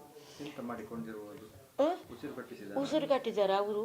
ಒಂದು ಇದು ತಡ್ದಾಳಿದೆ ಇಲ್ಲಿ ಮೋನಿ ಮುಖಕ್ಕೆ ಇಟ್ಟು ಗೊತ್ತು ಬರ್ತದಂತ. ಅವನು ಬಂದಿದ್ರಂತೆ, ಅವನ ಲವರ್ ಉಂಟಲ್ಲ ಇದ್ದಾನಲ್ಲ, ಅವನಿಗೆ ಇವರು ಫೋನ್ ಮಾಡಿ ಬರೋಕ್ಕೆ ಹೇಳಿದ್ದು, ಇಲ್ಲಿ ಮನೆಯಲ್ಲಿ ಯಾರು ಇಲ್ಲ ಅಂತ ಹೇಳಿ ಅವಳು ಫೋನ್ ಮಾಡಿ ಬರೋಕ್ಕೆ ಹೇಳಿದ್ದು. ಮತ್ತು ಇವನು ಮಾಡಿದಂತೆ. ಅವು ಹೇಗೆ ಗೊತ್ತುಂಟಾ, ನಿನ್ನೆ ಮತ್ತು ಅವನ ಅಣ್ಣನ ಕೈಯಲ್ಲಿ ಅವಳು ಹೇಳಿದ್ದು. ನಮಗೆ ಇದೆಲ್ಲ ಗೊತ್ತೇ ಇಲ್ಲ. ಎಂತ ಆಗಿದೆ ಅಂತ ಗೊತ್ತಿಲ್ಲ. ಇಲ್ಲಿ ಗಾಯ ಆಯಿತು, ಅದಕ್ಕೆ ಸುಳ್ಳು ಹೇಳ್ತೀನಿ ನಾನು. ನನ್ನ ಸೊಸೆಯನ್ನು ಕರ್ಕೊಂಡು ಹೋಗ್ತಾರಲ್ಲ, ಅದು ಬರುವಾಗಿತ್ತು ಅಂತೆ. ಅದು ಕಳೆದಮ್ಮ ಯಾರು ಹಾಕಿದ್ದು ಅಂತ ಕೇಳಿದರು. ಅದು ನಾನು ಅವನ ತಲೆದ ಅಡಿಕೆ ತಂದೆ ಮತ್ತು ಅಲ್ಲಿ ಹಾಕಿದ್ದು ನಾನೇ ಹಾಕಿದ್ದೆ ಅಂತ ಹೇಳಿ. ಮತ್ತು ಅವಳು ತರ್ಕೊಂಡು ಪೊಲೀಸ್ ಬಂದಿರೋಲ್ಲ, ಅವಳಿಗೆ ನಾನು ಬಚಾವ್ ಮಾಡಿದ್ದು ಹೌದು. ಆದರೆ ಮತ್ತೆ ಕೇಳುವಾಗ ಅವಳೇ ಕೊಂದಿದ್ದಂತ ಅವಳ ಬಾಯಲ್ಲೇ ಬಂತು. ಈಗ ಎಂತ ಶಿಕ್ಷೆ ಆಗಬೇಕು ಅವಳಿಗೆ ಶಿಕ್ಷೆ ನಮ್ಮ ಇಲ್ಲಿ ಮನೆಗೆ ಬರ್ಕೂಡ್ದು. ಇನ್ನು ಬೇಡನೇ ಬೇಡ. ನಾನು ಮಕ್ಕಳು ನಾನೇ ನೋಡ್ತೇನೆ. ಮಕ್ಕಳು ಇಬ್ಬರು ಇದ್ದಾರೆ, ಅದು ನಾನೇ ನೋಡ್ತೇನೆ. ಅವ್ರು ಈ ಮನೆಗೆ ಬರುವುದೇ ಬೇಡ. ಅಷ್ಟೇ ಶಿಕ್ಷೆ ಆಗಬೇಕು ಅವಳಿಗೆ. ಇನ್ನು ಯಾರು ಹೆಣ್ಣು ಮಕ್ಕಳು ಆ ಥರ ಮಾಡಬಾರ್ದು ಸ್ವಾಮಿ, ಮಾಡಬಾರ್ದು. ಹೌದಾ ಬನ್ನಿ, ಈ ಥರ ಮಾಡಬಾರ್ದು. ಒಂದು ನನಗೆ ಇಬ್ಬರು ಮಕ್ಕಳಿದ್ದಿದ್ದು. ಹೋರಿ ರಿಕ್ಷಾದವನು, ಇಬ್ಬರೇ ಇದ್ದಿದ್ದು. ನೀನು ದೊಡ್ಡವನು. ಅವನು ಹೆಂಡತಿ ಇಷ್ಟು ಅವನು ಕುಡಿಯೋದಿಲ್ಲ, ಪಾನ್ಗೆ ನಿಂದಿಲ್ಲ, ಎಂತಿದ್ರು ಒಂದು ಹೊಡಿಯೋದಿಲ್ಲ. ಹೆಂಡತಿ ಮಾತ್ರ ಅಷ್ಟು ಎಷ್ಟು ಗೊತ್ತುಗಳ ಅವಳು ಒಟ್ಟಿಗೆ ಜೊತೆ ಹೋಗೋದು. 4 ಜನ ಇಬ್ಬರು ಮಕ್ಕಳನ್ನ ಅವನು ಒಟ್ಟಿಗೆ ಕರ್ಕೊಂಡು ಹೋಗೋದು. ನಾನು ಎಲ್ಲಿ ಹೋಗಿದ್ದೀರಮ್ಮ ನೀವು, ನಾನೇ ಫೋನ್ ಮಾಡಿ ಕೇಳೋದು. ಅವ್ರು ಹೇಳೋದೇ ಇಲ್ಲ. ಹಾಗೆ ಹೋಗಿ ಬರ್ತದೆ. ಈ ಮುಟ್ಟಲ್ಲಿ ನನಗೆ ತಡೆದ್ರೆ ಆಗೋದಿಲ್ಲ ಸರ್. ಆ ಥರನ ಇನ್ನುಂಡ್ಲಾಟ ಯಾರು ಹೆಣ್ಣು ಮಕ್ಕಳಿಗೆ ಬರ್ತಾರದು ಅವಳು ಹಾಗೆ ಬಿಡಬಾರ್ದು. ಅಷ್ಟಾಯ್ತು. ನನ್ನ ಹೆಸರು ಲೀಲಾ. ಇದು ಬಾಲಕೃಷ್ಣ ಪೂಜಾರಿಯವರ ತಾಯಿಯ ಮಾತುಗಳು, ಅಸಹಾಯಕಯ ಮಾತುಗಳು. ಆ ಮಾತುಗಳು ತಾಯಿ ಮಾತಾಡಿದಾಗ ಭಾಳಷ್ಟು ಬೇಸರ ಆಗುತ್ತೆ. ಭಾವುಕರಾಗಿ ಕಣ್ಣೀರನ್ನು ಹಾಕಿ ಕಣ್ಣೀರನ್ನು ಸುರಿಸಿಕೊಂಡು ಮಾತಾಡಿದಂತಹ ತಾಯಿ. ಆ ಸಂದರ್ಭ ತಾಯಿಯ ಮಾತುಗಳನ್ನು ಕೇಳಿದಾಗ ಅಲ್ಲಿ ಆಕೆಯ ಅಂದರೆ ಆ ಆಂಟಿ ಇದ್ದಾಳಲ್ವ, ರೀಲ್ಸ್ ಮಾಡಿದಂಥ ಆಂಟಿ ಇದ್ದಾಳಲ್ಲ, ಶೋಕಿ ಜೀವನ ಬದುಕಬೇಕು ಅನ್ನುವಂತಹ ಒಂದು ಕನಸು ಕಂಡಂತಹ ರೀಲ್ಸ್ ಆಂಟಿ ಇದ್ದಾಳಲ್ವಾ, ಸೊ ಅವಳ ಫೋಟೋ ನೋಡಿದಾಗ ಭಾಳಷ್ಟು ರಕ್ತ ಕುದಿಯುತ್ತೆ ಅಲ್ಲಿ. ಯಾಕಂದರೆ ಆಕೆಯ ಸ್ಮೈಲ್ ಅಲ್ಲಿ ಒಂದು ಕಡೆ ಆದರೆ, ನಗುವಿನ ಒಂದು ವಿಡಿಯೋ ರೀಲ್ಸ್ ಒಂದು ಕಡೆ ಆದರೆ, ಪಾಪ ಇಲ್ಲಿ ಹೆತ್ತು ಹೊತ್ತು ಸಾಕಿದಂತಹ ತಾಯಿ, ಆ ತಾಯಿಯ ಒಂದು ಆಕ್ರಂದನ. ಯಾಕಂದರೆ ತನ್ನ ಮಗನನ್ನು ಈ ರೀತಿ ಪಾಯ್ಸನ್ ಹಾಕಿ ಕೊಂದು ಬಿಟ್ಲು. ಮಾತ್ರ ಅಲ್ಲ, ಯಾವನೋ ಒಬ್ಬ ಲವ್ವರ್ ಅಂತ ಹೇಳ್ತೀವಲ್ಲ, ಯಾವನೋ ಒಬ್ಬ ಲವ್ವರ್ ಜೊತೆ ಸೇರಿಕೊಂಡು ತಲೆದಿಂಬನ್ನು ಹಾಕಿ ಉಸಿರುಗಟ್ಟಿಸಿ ಕೊಂದು ಬಿಡ್ತಾಳೆ ಈ ಪಾಪಿ ಪ್ರತಿಮಾ. ಸೊ ಹಾಗಿದ್ದಾಗ ಇಲ್ಲಿ ಪ್ರಮುಖವಾಗಿ ನಾವು ಪ್ರತಿಮಾಳ ಅಣ್ಣನನ್ನು ನಾವು ಮೆಚ್ಚಬೇಕಾಗುತ್ತೆ. ಯಾಕಂದರೆ ತಂಗಿ ಈ ರೀತಿಯ ತಪ್ಪನ್ನು ಮಾಡ್ತಾಳೆ ಅಂತ ಬಂದಾಗ ಅದೆಷ್ಟೋ ಜನರು ಅದನ್ನು ಮುಚ್ಚಿಡಬಹುದು. ಆದರೆ ಪ್ರತಿಮಾಳ ಅಣ್ಣ ಮಾಡಿದಂತಹ ಕೆಲಸ ನಿಜವಾಗ್ಲೂ ಕೂಡ ಆ ತಾಯಿ ಜೊತೆಗೆ ಬಾಲಕೃಷ್ಣ ಪೂಜಾರಿ ಅವರ ತಂದೆ, ಜೊತೆಗೆ ಬಾಲಕೃಷ್ಣ ಪೂಜಾರಿ ಅವರ ಆತ್ಮಕ್ಕೂ ಕೂಡ ಶಾಂತಿ ಸಿಗ್ಬೋದು, ಬಾಲಕೃಷ್ಣ ಪೂಜಾರಿ ಅವರ ಆತ್ಮಕ್ಕೆ.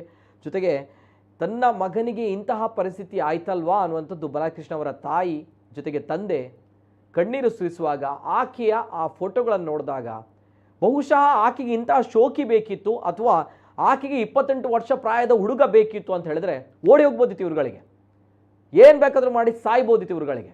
ಆದರೆ ಒಂದು ಅಮಾಯಕ ಜೀವವನ್ನು ಬಲಿ ತೆಗೆದುಕೊಳ್ಳುವಂತಹ ಹಕ್ಕು ಆಕೆಗಿಲ್ಲ. ಭಾಳಷ್ಟು ನೋಡಿ ಹೇಳ್ಬೋದು, ಹೆಣ್ಮಗಳಪ್ಪ ಏನ್ರಿ ಹೆಣ್ಮಗಳು ಮಾಡಿದಂಥ ತಪ್ಪೇ. ಪ್ರತಿಯೊಂದು ತಾಯಿಗೂ ಕೂಡ ಬಾಲಕೃಷ್ಣ ಪೂಜಾರಿ ಮಗನೇ, ಆತನನ್ನು ಕೂಡ ಹೆತ್ತು ಹೊತ್ತು ಸಾಕಿದಂಥ ತಂದೆ ತಾಯಿ ಅವರುಗಳ ಕಣ್ಣೀರು ಯಾವತ್ತೂ ಕೂಡ ಆ ಪ್ರತಿಮಾ ಜೊತೆಗೆ ಆಕೆಯನ್ನು ನಂಬಿ ಬಂದಂಥ ದಿಲೀಪ್ ಹೆಗ್ಡೆ ಇದೆ ಅಲ್ವಾ, ಮದುವೆಯಾಗಿ ಮಕ್ಕಳಿದ್ದಾರೆ ಅಂತ ಬಂದಿದ್ದಂಥ ವ್ಯಕ್ತಿ ಇದ್ದಾನಲ್ವಾ, ಯಾವತ್ತೂ ಕೂಡ ಯಾರಿಗೂ ಕೂಡ ಒಳ್ಳೆಯದಾಗಲ್ಲ. ಆ ತಂದೆಯ ಮಾತುಗಳು, ಬಾಲಕೃಷ್ಣ ಪೂಜಾರಿಯವರ ತಂದೆಯು ಕೂಡ ಭಾಳಷ್ಟು ಬೇಸರದಿಂದ ವೃದ್ಧಾಪ್ಯದ ಕೊನೆಯ ಹಂತದಲ್ಲಿದ್ದಾಗ ಮಗನ ಸಾವು ಈ ರೀತಿ ಆಯಿತು ಅನ್ನುವಂಥ ನಿಟ್ಟಿನಲ್ಲಿ ಭಾಳಷ್ಟು ಬೇಸರ ಆಗುತ್ತೆ ಪ್ರತಿಯೊಬ್ಬ ತಂದೆಗೂ ಕೂಡ. ಏನು ಹೇಳಿದ್ದಾರೆ ನೋಡ್ಕೊಬನ್ನಿ. ಅಲ್ಲ, ಸೊಸೆಯಾಗಿ ಮಾಡಿದಂತ ನಿನ್ನೆ ಗೊತ್ತಾಗಿದೆ ನನಗೆ. ಅಷ್ಟು ತನಕ ಸೊಸೆ ನಮ್ಮದು ಚಿನ್ನದ ಸೊಸೆ ಅಂತ ನಾವು ಇಬ್ಬರು ಗಂಡು ಮಕ್ಕಳು ಇಬ್ಬರು ಸೊಸೆ ಅಂದರು ಒಳ್ಳೆಯವ್ರಿ. ಮತ್ತು ನಾನು ಈ ಥರ ಆಗಿ ನಿನ್ನೆ ಗೊತ್ತಾಗಿತ್ತು. ಮತ್ತು ಇಷ್ಟು ತನಕ ಯಾವುದು ವಿಷಯನೇ ಗೊತ್ತಿಲ್ಲ ನಮಗೆ. ಅಂದರೆ ಗಂಡ ಹೆಂಡತಿ ಈಗ ಮೊನ್ನೆ ಮದುವೆ ಆಗಿ ಒಟ್ಟಿಗೆ ಇರ್ತಾರಲ್ಲ, ಅಷ್ಟು ಖುಷಿಯಾಗಿ ಇಲ್ಲಿ ಬಂದು ಎಲ್ಲಿ ಬರೋದು ಒಬ್ಬರ ಪಕ್ಕ ಸರ್. ಅವನು ಕ್ಯಾಂಟೀನಲ್ಲಿ ಸಾಯಂಕಾಲ ಬರ್ತಾನೆ, ಭಾನುವಾರ ದಿವಸ ಒಂದು ಇದ್ರೂ ಅವರು ಎಲ್ಲ ಹೋಗ್ತಾರೆ 4 ಜನ ಬೈಕಲ್ಲಿ ಅಷ್ಟೇ. ನಾವು ಇಲ್ಲಿ ಬಂದರೆ ಅವ್ರು ಗಂಡ ಹೆಂಡತಿ ತಬ್ಬಿ ಕೂತ್ಕೊಳ್ಳೋದು. ಅಂದರೆ ಯಾರೂ ನಂಬಲ್ಲ ಅಂಥ ಪರಿಸ್ಥಿತಿಯಲ್ಲಿ ಅವರು ಇದ್ದರು. ಯಾಕೆ ಅಂತ ಅದು ನಮ್ಗೆ ಗೊತ್ತಿಲ್ಲ. ಈಗ ನಿನ್ನೆ ಗೊತ್ತಾಗಿತ್ತು. ನಿನ್ನೆ ಹೇಗೆ ಗೊತ್ತಾಯಿತು? ಅದೇ ಅವಳು ಅಣ್ಣನ ಹತ್ರ ಹೇಳಿದ್ದಂತೆ. ನಾವೆಲ್ಲ ಬಂದು ಬಾಗಿಲೆಲ್ಲ ಹಾಕಿ ನಮ್ಮನ್ನೆಲ್ಲ ನಾವು ಅಲ್ಲಿದ್ದು ಕೂತ್ಕೊಂಡು, ನೀವೆಲ್ಲ ಹೊರಗೋಗಿಂತ ನಮ್ಮನ್ನು ಹೊರ ಕಳಿಸ್ದ. ಆಮೇಲೆ ನಾವು ಅಲ್ಲೇ ಇಲ್ಲೆಲ್ಲ ಬಂದು ಕೂತ್ಕೊಂಡು ಅವ್ರು ಮಾತಾಡಿಕೊಂಡು ಎಲ್ಲ ಹೇಳಿದ್ನಂತೆ, ನನ್ನ ರಕ್ಷಣೆ ಮಾಡು ಅಂತ ಕಾಲಿಟ್ಕೊಂಡ್ಲಂತೆ. ಯಾಕೆ? ಏನು ನಾನೊಂದು ತಪ್ಪು ಮಾಡಿದ್ದೀನಿ, ನನ್ನ ರಕ್ಷಣೆ ಮಾಡು. ಆಯಿತು, ನಿನ್ನ ರಕ್ಷಣೆ ಮಾಡ್ತೀನಿ, ನೀನು ಸತ್ಯ ಹೇಳಬೇಕು ಮಾತ್ರ ಎಲ್ಲ ಹೇಳಿದ್ನಂತೆ. ಮೊದಲು ನಾನು ಇದು ನರನಾಡಿ ಸಾಯಲಿಕ್ಕೆ ಅದೆಂಥದ್ದೊಂದು ಕೊಟ್ಟಿದ್ದೇನೆ, ಅದು ಕೊಟ್ಟಿದ್ದೀನಿ. ಆಮೇಲೆ ಹೀಗೀಗಾಯಿತು. ಆಮೇಲೆ ಅದೇ ನಾನು ಅದು ಕೊಟ್ಟಿದ್ದೇನೆ. ಆಮೇಲೆ ಇವ್ರನ್ನೆಲ್ಲ ಮನೆಗೆ ಹೋಗ್ಲಿಕ್ಕೆ ಹೇಳಿ ನಾನು ಅವನ್ನ ಬರಲಿಕ್ಕೆ ಹೇಳಿದೆ. ಅವನ ಹೆಸರಂತ ಗೊತ್ತಿಲ್ಲ, ಇಲ್ಲಿ ಬರಲಿಕ್ಕೆ ಹೇಳಿದೆ. ಅವನು ಬಂದರೆ ಕೂಡಲೇ ನಾನು ಈ ತಲೆದಿಮ್ಮಿನಲ್ಲಿ ಹಿಡ್ಕೊಂಡು ಇದು ಮುಗಿ ಹಿಡಿದು ಸತ್ತ. ಅದೇ ನಾನು ಮಾಡಿ ತಪ್ಪು. ಹಿಂದೆ ಬೊಂಬಾಯಲ್ಲಿದ್ರಾ ಅಂತ? ಯಾರು? ಅವರು ಗಂಡ ಹೆಂಡತಿ ಮಕ್ಕಳೆಲ್ಲ? ಹೌದೌದು. ಎಷ್ಟು ವರ್ಷ? ಹೇಗೆ? ಈಗ ಕೊರೋನಾ ಶುರುವಾಯ್ತಲ್ಲ, ಆ ಟೈಮಿಗೆ ಬಂದಿದ್ದು ಊರಿಗೆ. ಅವಾಗೆಲ್ಲ ಅಲ್ಲೇ ಇದ್ದರು. ಮತ್ತು ಬಂದಿದ್ದು ಮನೆ ಕಟ್ಟಿದ್ದು. ನೀವು ಒಟ್ಟಿಗೆ ಇದ್ರಾ? ಇಲ್ಲ. ಯಾವಾಗ? ನೀವು ಒಟ್ಟಿಗೆ ಇದ್ರಾ? ಇಲ್ಲ. ಈ ಮನೆಯಲ್ಲಿ ಅವರು ಇದ್ದರು? ಹೌದೌದು. ನಮ್ದು ಅದೇ ಪಕ್ಕದ ಮನೆ, ಅದು ನನ್ನ ನಾದಿನ ಮನೆ. ನಾವು ಬರ್ತಿರ್ತೀವಿ ಈ ಮನೆಗೆ. ಅವ್ನು ಬೆಳಿಗ್ಗೆ ದಿವಸ ಬಂದು ನಮ್ಮ ಬಾವಿಯಿಂದ ನೀರು ತಗೊಂಬರ್ತಾನೆ ಪೂಜೆಗೆಲ್ಲ. ಬಂದರೆ ಏನು ಮಾತಾಡಲ್ಲ. ಚಾ ಆಯ್ತಾ ಮಾರ ಬಂದು ಚಾ ನಾನು ಬೋರ್ಡು ನಿಟ್ಟಲ್ಲಿ ಕಾಲೇಜಲ್ಲಿ ಕ್ಯಾಂಟೀನ್ ಮಾಡ್ಕೊಂಡಿತ್ತು. ಹೌದು, ಇವ್ರದ್ದು ಇಲ್ಲೇ ಬ್ಯೂಟಿ ಪಾರ್ಲರ್ ಪಂಪ್ ಹತ್ರ. ಯಾರ ಮರ್ರೆ ನನಗೆ ಗೊತ್ತಿಲ್ಲ. ಬಾಲಾಜಿ ಅಂತ ಅವನು, ಇದು ಲಾಡ್ ಜನರಲ್ ಉಂಟಂತಲ್ಲ ತಾಲೂಕು ಆಫೀಸ್ ಹತ್ರ, ಅಲ್ಲೇ ಒಂದು. ಹೇಗೆ ಪರಿಚಯ? ಯಾರಿಗೆ ಗೊತ್ತು ಮಾರ್ರೆ. ಅವನಲ್ಲೇ ಇದು ಉಂಟಲ್ಲ ಲಾಡ್ಜ್ ಎಲ್ಲ, ಅಲ್ಲೆಲ್ಲ ಹೋಗ್ತಾಳ ಎಂತ ಇದು ಯಾರಿಗೆ ಗೊತ್ತು. ನನಗೆ ಅಲ್ಲಿ ಹೋಗ್ಲಿಕ್ಕೆ ಉಂಟು, ಇಲ್ಲಿ ಹೋಗ್ಲಿಕ್ಕೆ ಗಂಡನ ಹತ್ರ ಹೇಳಿ ಬ್ಯೂಟಿ ಪಾರ್ಲರ್ ಅಂತ ಹೋಗೋದು. ಇಲ್ಲಿ ಇಬ್ಬರು ಕೆಲಸಕ್ಕಿದ್ರು. ಕೆಲಸಕ್ಕೆ ಅಂತ ಹೇಳಿದ್ರೆ ಖಾಲಿ ಯಾಕಂತೆ. ಅವಳ ಅಕ್ಕ ಮತ್ತು ತಂಗಿ ಅವರಿಬ್ಬರು ಇಲ್ಲಿಗೆ ಮಾಡ್ತಿದ್ರು. ಮೊನ್ನೆ ಅದೇ ಇಲ್ಲಿ ಅವತ್ತೊಂದು ತಿಂಗಳಿಲ್ಲ ಅವನು ಬಂದಂತಲ್ಲ, ಅವರು ಕಂಪ್ಲೇಂಟ್ ಕೊಟ್ಟಿದ್ದಾರಂತೆ ಅವನ ಮೇಲೆ. ಕಂಪ್ಲೇಂಟ್ ಕೊಟ್ಟು ಸ್ಟೇಷನ್ಗೆ ಬಂದರು ಕೂಡಲೇ ಸ್ಟೇಷನಲ್ಲೆಲ್ಲ ಹೇಳಿದ್ರಂತೆ. ಅದಕ್ಕೆ ಇವನೊಂದು ಹೊಡೆದಂತೆ ತಂಗಿಗೆ. ಅದಕ್ಕೆ ಹೇಳಿದ್ರಂತೆ, ನೀನು ಇಲ್ಲಿ ಹೊಡಿಬಾರ್ದು, ನೀವು ಹೊಡಿಯೋದಾದ್ರೆ ಇಲ್ಲಿ ಯಾಕೆ ಕರ್ಕೊಂಬಂದಿದ್ದೀವ್ರು ಅಂತೇಳಿ. ಮತ್ತು ಅವನೇ ಎಷ್ಟೇ ಹೋಗಿ ಲೇಡಿ ಪೊಲೀಸರು ಅವಳಿಗೆ ಹೊಡೆದ್ರಂತೆ ಒಳಗೆ. ಅವನಿಗೆ ಪೊಲೀಸ್ ಹೊಡೆದ್ರಂತೆ. ಇನ್ನು ಮೇಲೆ ನೀನು ಇಂಥ ಕೆಲಸ ಮಾಡಬಾರ್ದು, ನೀವು ಗಂಡ ಹೆಂಡತಿ ಒಳ್ಳೆಯದಾಗಿರಬೇಕು ಅಂಥೇಳಿ ಅಲ್ಲಿ ಕಳಿಸಿದ್ದಾರೆ. ಬ್ಯೂಟಿ ಪಾರ್ಲರಿಗೆ ಬೀಗ ಹಾಕಿ ಹೋದ್ರಂತೆ. ಅದು ಸಹ ನಮ್ಗೆ ಗೊತ್ತಿಲ್ಲ. ಇಲ್ಲಿಗೆ ಬಂದರು ಕೂಡಲೇ 2-3 ದಿವಸ ಮನೇಲಿದ್ಲು.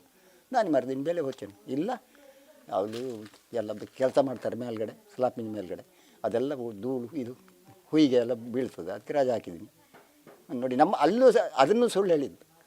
ಈಗ ಇಷ್ಟು 20-25 ದಿವಸ ಅವಳೇ ವಿಷ ಕೊಟ್ಟು ನಾಟಕ ಮಾಡ್ತಿದ್ಲಲ್ಲ ಹೌದು ಹೌದು. ಹಾಗೆ ಏನು ಹೇಗೆ ಹೇಗೆಂದು ಯಾರಿಗೂ ಗೊತ್ತು.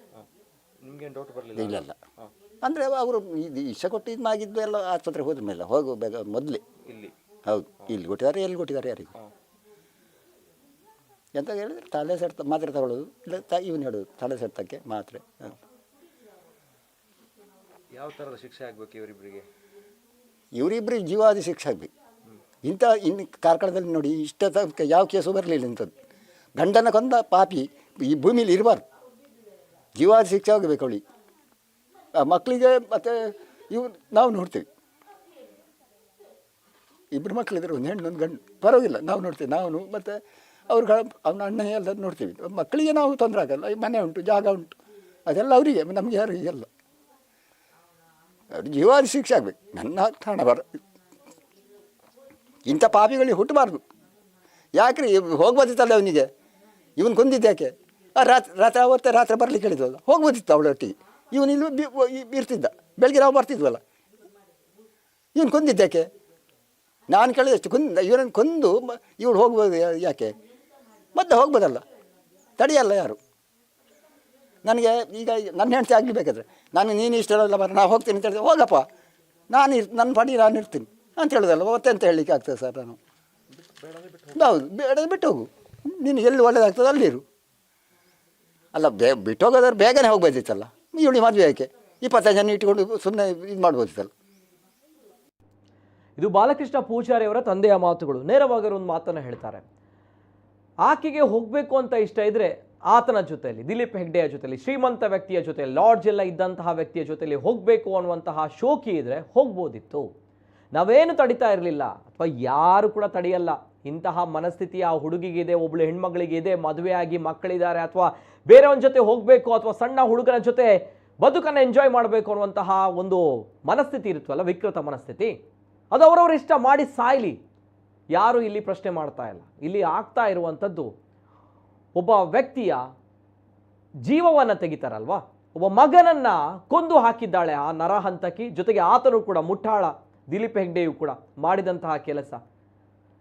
ಆಕೆಯ ಜೊತೆ ಸೇರಿಕೊಂಡು ಒಬ್ಬ ಮಗನನ್ನ ಕೊಂದು ಹಾಕ್ತಾರಲ್ಲ, ಇಬ್ಬರು ಕೂಡ ಸೇರಿಕೊಂಡು. ಪಾಪ ಆ ತಂದೆಗೆ ಎಷ್ಟು ನೋವಾಗಿರಬೇಡ. ಆ ತಂದೆ ಅದನ್ನೇ ಹೇಳ್ತಾ ಇರೋದು, ಯಾರು ಬೇಕಾದರೂ ಹೋಗಲಿ, ಅವಳು ಹೋಗ್ಬೋದಿತ್ತು ಅವನ ಜೊತೆ, ನಾವು ಏನು ಕೇಳ್ತಾ ಇರಲಿಲ್ಲ, ನಮಗೆ ನನ್ನ ಮಗ ಬೇಕಾಗಿತ್ತು, ಜೀವದಲ್ಲಿ ಮಗ ಬೇಕಾಗಿತ್ತು. ಜೊತೆಗೆ at the same time Balakrishna ಪೂಜಾರಿಯನ್ನು ತಾವುಗಳು ನೋಡ್ಬೋದು, ಎಷ್ಟು ಚೆನ್ನಾಗಿದ್ರು ಅನ್ನುವಂಥದ್ದು. ಅವರ ರೀಲ್ಸ್ ಮಾಡಿದಾಗ, ಆ ವಿಡಿಯೋಗಳನ್ನು ನೋಡಿದಾಗ ಒಂದು ಸ್ಫುರದ್ರೂಪಿಯಾಗಿರುವಂತಹ ಯುವಕ, ಪುರುಷ, ನೋ ಡೌಟ್ ತುಂಬ ಚೆನ್ನಾಗಿದ್ದಂತಹ ಬಾಲಕೃಷ್ಣ ಪೂಜಾರಿ ಅವರು. ಆದರೆ ಅಂತಹ ಬಾಲಕೃಷ್ಣ ಪೂಜಾರಿ ಅವರನ್ನು ಇವರು ಸ್ಲೋ ಪಾಯ್ಸನ್ ಕೊಟ್ಟು ಹಾಸಿಗೆ ಮೇಲೆ ಮಲಗುವ ರೀತಿಯಲ್ಲಿ ಮಾಡ್ತಾರೆ ಅನ್ನುವಂಥ ನಿಟ್ಟಿನಲ್ಲಿ ಬಂದಾಗ, ಕೊನೆಯ ಕ್ಷಣದಲ್ಲಿ ಬಾಲಕೃಷ್ಣ ಪೂಜಾರಿ ಅವರಿಗೆ ಊಟ ಕೂಡ ಮಾಡಲಿಕ್ಕೆ ಆಗ್ತಾ ಇರಲಿಲ್ಲ, ಕೈಯಲ್ಲಿ ಊಟ ಮಾಡಲಿಕ್ಕೆ ಆಗ್ತಾ ಇರಲಿಲ್ಲ. ಅಂತಹ ಪರಿಸ್ಥಿತಿಗೆ ತಂದು ಇಟ್ಟರು ಇವರು. ಇವರ ಒಂದು ಏನೋ ಹೇಳ್ತಾರಲ್ಲ, ಇವರ ಒಂದು ಆಸೆಗೋಸ್ಕರ. ನಾಚಿಕೆ ಆಗಬೇಕು ಇಂಥವರಿಗೆ. ನಿಜವಾಗ್ಲೂ ಕೂಡ ಇಂಥವ್ರು ಹುಡ್ತಾರಾ? ಇಂಥವ್ರು ಕೂಡ ಇದ್ದಾರಾ ಸಮಾಜದಲ್ಲಿ? ಇಂಥ ಹೆಣ್ಮಕ್ಳು ಕೂಡ ಇದ್ದಾರಾ ಅನ್ನುವಂಥದ್ದೇ ಪ್ರಶ್ನೆ. ಇವೆಲ್ಲದರ ಜೊತೆಗೆ ಆ ಹೆಣ್ಣು ಮಗಳನ್ನು, ಅಂದರೆ ಈ ಪಾಪಿ ಪ್ರತಿಮಾ ಇದ್ದಾಳಲ್ವಾ, ಇವಳನ್ನು ಹೆತ್ತ ಕರುಳು ಏನು ಹೇಳಿದೆ, ಹೆತ್ತ ತಾಯಿ ಏನು ಹೇಳಿದ್ದಾರೆ ಈ ಒಂದು ಗನಂದಾರಿ ಕೆಲಸದ ಬಗ್ಗೆ ಕಂಪ್ಲೀಟ್ ಡೀಟೇಲ್ಸ್ ಬರ್ತಾ ಇದೆ. ಪಾಪ ಆ ತಾಯಿಯೂ ಕೂಡ ಪಾಪ ಮಾಡಿರಬೇಕು ಬಹುಶಃ ಇಂಥ ಹೆಣ್ಮಗಳನ್ನು ಜನ್ಮ ಕೊಟ್ಟದಕ್ಕೆ. ಏನು ಹೇಳಿದ್ದಾರೆ ನೋಡ್ಕೊಂಬನ್ನಿ. ಅವನಿಗೆ ಗೊತ್ತಾಗಿರಲಿಲ್ಲ, ಡೌಟ್ ಅವರು ಚೆನ್ನಾಗಿ ನೋಡಿಕೊಂಡು ಇದ್ದಳು. ನನಗೆ ಅವಳು ಡೌಟ್ ಬರಲೇ, ನನಗೆ ಗೊತ್ತಾಗಲೇ ಇಲ್ಲ ಇಲ್ಲಿ ಬರುವ ಮಟ್ಟ ಎಂತ ಮಾಡ್ತಾಳೆ ಅಂತ ಅದು ಗೊತ್ತಾಗಲಿಲ್ಲ ನನಗೆ. ಚೆನ್ನಾಗಿ ನನ್ನ ಕಣ್ಣೆದುರಿನಲ್ಲಿ ಅವಳು ನಾಟಕ ಮಾಡ್ತಾಳೆ ಅಂತ ಗೊತ್ತಿಲ್ಲ. ನೋಡುವಾಗ ಮುಖ ಎಲ್ಲ ಹುಚ್ಚು ಉರಸುವುದು, ಮುತ್ತ ಎಲ್ಲ ಕೊಡುವುದು, ಹಾಗೆ ಮಾಡ್ತಾ ಇತ್ತಲ್ಲ. ನನಗೆ ಕಾಣ್ತಾ ಇತ್ತು, ಚಂದ ನೋಡ್ತಾಳಲ್ಲ ಅಂತ ಕಾಣ್ತಾ ಇತ್ತು. ಹಾಗೆ ನಾನು ನೆನೆಸೊಂದಿತ್ತೆ, ಏನು ಮಾಡಲ್ಲ ಅಂತ ಹೇಳ್ತಾರೆ ಅವರು. ನನಗೆ ಗೊತ್ತಿಲ್ಲ ಅದೆಂತ ಮದ್ದು ಕೊಡ್ಲಿಕ್ಕೆ ಉಂಟು ಅಂತ. ಅದೆಂತ ಹೇಳಿ ಎಂತ ಟಿವಿನಲ್ಲಿ ಹಾಕ್ತಾರಲ್ಲ, ಚೂರು ಚೂರು ಸ್ವಲ್ಪ ಸ್ವಲ್ಪ ಹಾಕ್ತಾರೆ. ಎಂತನ ಅದೆಲ್ಲ ಹಾಕಿ ಕೊಟ್ಟಿದ್ರು ಅಂತ ಅವ್ರು ಹೇಳಿದ್ದಾಳೆ ಅಂತ ಹೇಳಿದ್ರು. ಯಾವ ಆಸ್ಪತ್ರೆಗೆಲ್ಲ ಹೋಗಿದ್ರಿ ನೀವು? ನಾವು ಫಸ್ಟ್ನಲ್ಲಿ ಮಣಿಪಾಲ ಕ್ಯಾಂಪು ಕಾರ್ಕಳ. ಕಾರ್ಕಳ ಅಲ್ಲೂ 1 ವಾರ ಇತ್ತ. ನಾನು ಸ್ವಲ್ಪ ಹೇಳ್ತೇನೆ. ಅಲ್ಲಿ ನೋಡಿ ಅಲ್ಲಿ ಸ್ವಲ್ಪ ಇತ್ತು, 1 ವಾರ ಇತ್ತ. 1 ವಾರದ ಮೇಲೆ ಹೇಳಿದರು ನೀವು ಮಣಿಪಾಲಗೆ ಹೋಗಿ, ಇಲ್ಲಿ ನರತ ಪ್ರಾಬ್ಲಮ್ ಉಂಟು, ಇಲ್ಲಿ ಆಗೋದಿಲ್ಲ ಅಂತ ಹೇಳಿದರು. ಮತ್ತು ನಾವು ಮಣಿಪಾಲಗೆ ಹೋದ. ಮಣಿಪಾಲದಲ್ಲಿ ಹೇಳಿದರು, ರಾತ್ರಿ ಅಲ್ಲಿ ಇತ್ತ. ಬೆಳಗತ್ರ ಹೇಳಿದರು ಇಲ್ಲಿ ನಿಮ್ಮ ಕಾಯಿಲೆಗೆ ಮದ್ದು ಇಲ್ಲಿ ಇಲ್ಲ, 3 ಲಕ್ಷ ಆಗ್ತದೆ ಒಂದು ದಿವಸಕ್ಕೆ. 1 ಇಂಜೆಕ್ಷನ್ಗೆ 3 ಲಕ್ಷ ಆಗ್ತದೆ. 5 ಇಂಜೆಕ್ಷನ್ ಬೇಕಾಗ್ತಾ ಇತ್ತು. 9 ಲಕ್ಷ ಆಗ್ಬೋದು ಇಂಜೆಕ್ಷನ್ಗೆ. ಮತ್ತು ಖರ್ಚು ಕೂಡ 20,000 ಊಟ ಆಗ್ಬೋದು. ಎಲ್ಲಿಂದ ಮಾಡ್ತಾರೆ ಹೇಳಿದ್ರು ಅವರು. ಇಲ್ಲಿ ಎಣ್ಲಕ್ಕಿಗೆ ಹೋಗಿ, ಅಲ್ಲಿ ಫ್ರೀ ಉಂಟು ಎಣ್ಲಕ್ಕಿನಲ್ಲಿ, ಅಲ್ಲಿಗೆ ಹೋಗಿ ನೀವು ಒಂದು ಹೇಳಿದರು. 25,000 ಅಲ್ಲಿ ಬಿಲ್ ಆಯಿತು. ಅಷ್ಟು ಹೇಳ್ತೇನೆ ನಾನು. ಅಲ್ಲಿ ಆಯಿತು, ಬಿಲ್ಲು ನಾವೆಲ್ಲ ಕಟ್ಟಿ ಅಲ್ಲಿಗೆ ಎಣ್ಲಕ್ಕಿಗೆ ಹೋದ. ಎಣ್ಲಕ್ಕಿನಲ್ಲಿ ಹೇಳಿದರು ಇಲ್ಲಿ ಅಷ್ಟು ಕ್ವಾಲಿಟಿ ಒಂದು ಮದ್ದು ಇಲ್ಲ, ಇಲ್ಲಿ ಅಷ್ಟು ರೇಟಿನ ಮದ್ದು ಇಲ್ಲಿಲ್ಲ. ನೀವು ಬೆಂಗಳೂರಿಗೆ ಹೋಗಿ ನಿಮ್ಮನ್ಸಿಗೆ, ಅಲ್ಲಿ ಇದ್ದು ಉಂಟು, ಅಲ್ಲಿಗೆ ನೀವು ಸಟ್ಟಾಗಿ ಹೋಗಿ ಅವರು ಹೇಳಿದರು. ಅಲ್ಲಿ 6 ಗಂಟೆಗೆ 7 ಗಂಟೆಗೆ ನಾವು ಭಾನುವಾರ ಅಲ್ಲಿಗೆ ಹೊರಟ ಬೆಂಗಳೂರಿಗೆ. ನನ್ನ ಮಗಳು ಇದ್ದಲ್ಲ ಅಲ್ಲಿ ಅವಳಿಗೆ ಫೋನ್ ಮಾಡಿ, ನೀವು ಡಾಕ್ಟ್ರನ್ನ ಹತ್ರ ಯಾರಾದರೂ ಇದ್ದರೆ ಒಳ್ಳೆ ಜನ ಅವ್ರ ಹತ್ರ ಮಾತಾಡ್ರಿ ಹೇಳಿ, ನಾವು ಅಲ್ಲಿಗೆ ಬರ್ತೇನೆ ಅಂತ ನಾನು ಹೇಳಿದ್ದೆ ನನ್ನ ಮಗಳ ಹತ್ರ. ಅವಳು ಮಾತಾಡಿದ್ದಳು ನಿಮ್ಮನ್ಸನ ಹತ್ರ, ದೊಡ್ಡ ಆಸ್ಪತ್ರೆ. ಅವಳು ಹೇಳಿ 2 ಗಂಟೆಗೆ ರಾತ್ರಿಗೆ ನಾನು ಅಲ್ಲಿಗೆ ರೀಚ್ ಆದ. ಅಲ್ಲಿ ಇತ್ತು 2 ದಿವಸ. ಮತ್ತೆ ಹೇಳಿದರು ಇಲ್ಲಿ ಆಗೋದಿಲ್ಲ, ನೀವು ಇಟೋರಿಗೆ ಹೋಗಿ, ಇಟೋರಿಗೆ ಹೋಗಿ ಅಲ್ಲಿ ಉಂಟು ಮದ್ದು ಹೇಳಿದರು. ಮತ್ತು ಅಲ್ಲಿಗೆ ಸಟ್ಟಾದ. ಅಲ್ಲಿ ಮದ್ದು ಕೊಟ್ಟಿದ್ದರು ಮದ್ದು. ಅಲ್ಲಿ 2 ವಾರ ಇತ್ತ. ಅಲ್ಲಿ 2 ದಿವಸಕ್ಕೆ ಅವರಿಗೆ ರಕ್ತ ಕೊಟ್ಟಾಯಿತು. ಇಂಜೆಕ್ಷನ್ ರಕ್ತ ಎಲ್ಲ 10 ದಿವಸ ರಕ್ತ ಕೊಟ್ಟ. ಚೆನ್ನಾಗಿ ಆಗುತ್ತೆ. ಮನೆಗೆ ಹೋಗಿ ನೀವು ಮತ್ತೆ ಇದು ನಾಟ್ಯ ಮದ್ದು ಮಾಡಿ ಹೇಳಿದ್ರು ಅವರು. ಅಷ್ಟೇ ನನಗೆ ಗೊತ್ತಿತ್ತು. ಹೀಗೆ ಮಾಡ್ತಾಳೆ ಅಂತ ಅನ್ಕೊಂಡಿದ್ರು ನೀವು? ಇಲ್ಲ, ನನಗೆ ಗೊತ್ತಾಗಲಿಲ್ಲ. ಡೌಟ್ ಬರ್ಲಿಕ್ಕೆ ಮಾಡುದಿಲ್ಲ ಅವಳು. ಮಾಡ್ತಾಳೆ, ಹೊರಗೆ ಹೋಗಿದ್ದೇನೆ, ಅವಳು ಬರುವುದೇ ಇಲ್ಲ. ಇಷ್ಟೇ ಫೋನಲ್ಲಿ ಮಾತಾಡ್ಕೊಂಡೇ ಇತ್ತ. ನಾನು 3 ಸಾರಿ 4 ಸಾರಿ ನಾನು ಫೋನ್ ಮಾಡೋದು, ಎಲ್ಲಿ ಹೋದ ಬಾ, ಹೆಂಗೆ ನನಗೆ ಹೆದರಿಕೆ ಆಗ್ತದೆ, ಎಲ್ಲಿ ಹೋದ, ನನಗೆ ಅಲ್ಲಿ ಹೋಗ್ಲಿಕ್ಕೆ ಉಂಟು, ನನಗೆ ಇಲ್ಲಿ ಹೋಗ್ಲಿಕ್ಕೆ ಉಂಟು, ನಮ್ಮ ರಿಪೋರ್ಟ್ ತರಲಿಕ್ಕೆ ಉಂಟು. ಇವನು ಹೇಳ್ತಾನೆ ನನ್ನ ಮಗ, ಅವ್ರಿಗೆ ಫೋನ್ ಮಾಡಿ ಎಲ್ಲಿ ಹೋದ್ರು, ಅವಳಿಗೆ ಫೋನ್ ಮಾಡಿ ಎಲ್ಲಿ ಹೋದ್ರು, ಅವ್ರು ಫೋನ್ ಮಾಡಿ ಎಲ್ಲಿ ಹೋದ್ರು ಹೇಳೋದು. ಅಲ್ಲಿ ಹೊರಗೆ ಅವಳು ಬರುವುದೇ ಇಲ್ಲ, ಗಂಟೆಗಟ್ಟಲೆ ಬರುವುದಿಲ್ಲ. ಅಷ್ಟೊಂದು ಗೊತ್ತುಂಟು ನನಗೆ. ಯಾರ ಹತ್ರ ಮಾತಾಡ್ತಾಳೆ ಅಂತ ಗೊತ್ತಿಲ್ಲ. ದಿಲೀಪ್ ಅವ್ರದ್ದು ಗೊತ್ತಿಲ್ಲ. ಅವರು ಹೇಳ್ತಾರಲ್ಲ, ಅವರು ನನಗೆ ಗೊತ್ತಿಲ್ಲ ಇಷ್ಟು. ಇವರು ಹೇಳ್ತಾರಲ್ಲ, ಅವರು ಲವರ್ಸ್ ಅಂತ. ಗೊತ್ತಿಲ್ಲ, ಇಲ್ಲಿ ನಾನು ನೋಡಿರಲಿಲ್ಲ. ನಾನು ಇಷ್ಟು ಹೊತ್ತು ನೋಡಿರಲಿಲ್ಲ. ಅವ್ನು ನನಗೆ ಮುಖ ನೋಡಿರಲಿಲ್ಲ, ಯಾರು ಎಂತ ಅಂತ ನಂಗೆ ಗೊತ್ತಿಲ್ಲ. ನಾನು ನೋಡಿದ್ದನ್ನು ಸುಳ್ಳು ಹೇಳಿಕ್ಕೆ ಆಗಲ್ಲ. ನಾನು ನೋಡಿರಲಿಲ್ಲ. ಅವಳು ಇಲ್ಲಿಗೆ ಬರೋದಿಲ್ಲ, ಅವಳೇ ಹೋಗುದಂತ ಅಲ್ಲಿಗೆ, ಕಾರ್ಕಳದಲ್ಲಿ ಅವಳು ಹೋಗ್ತಾಳೆ, ನನಗೆ ಗೊತ್ತಿಲ್ಲ. ಅಂಚ ಪರಿಚಯದ. ಮತ್ತು ಮುಂಚೆ ಒಂದು ಸರಿ ಅಲ್ಲಿ ಅಲ್ಲಿ ಕಂಪ್ಲೇಂಟ್ ಆಗಿದೆ ಅಂತೆ. ಅವರನ್ನು ಕರೀದಿ, ನಮ್ಮ ಮಗ ಹೋಗಿ ಅವರನ್ನು ಕರೀದಿ, ಎಲ್ಲ ಇಬ್ಬರಿಗೆ ಕೂತ್ಕೊಳ್ಳಿ, ಅಲ್ಲೂ ಸ್ಟೇಷನ್ನಲ್ಲಿ ಮಾತಾಡ್ತಾರಂತೆ. ಕೇಸ್ ಆಗಿದೆ ಅಂತೆ. ಮುಂಚೆ 1 ತಿಂಗಳಿಗೆ ಮುಂಚೆ ಕೇಸ್ ಆಗಿ ಅವನಿಗೆ 2 ಹೊಡಿದ್ದೇನಂತೆ.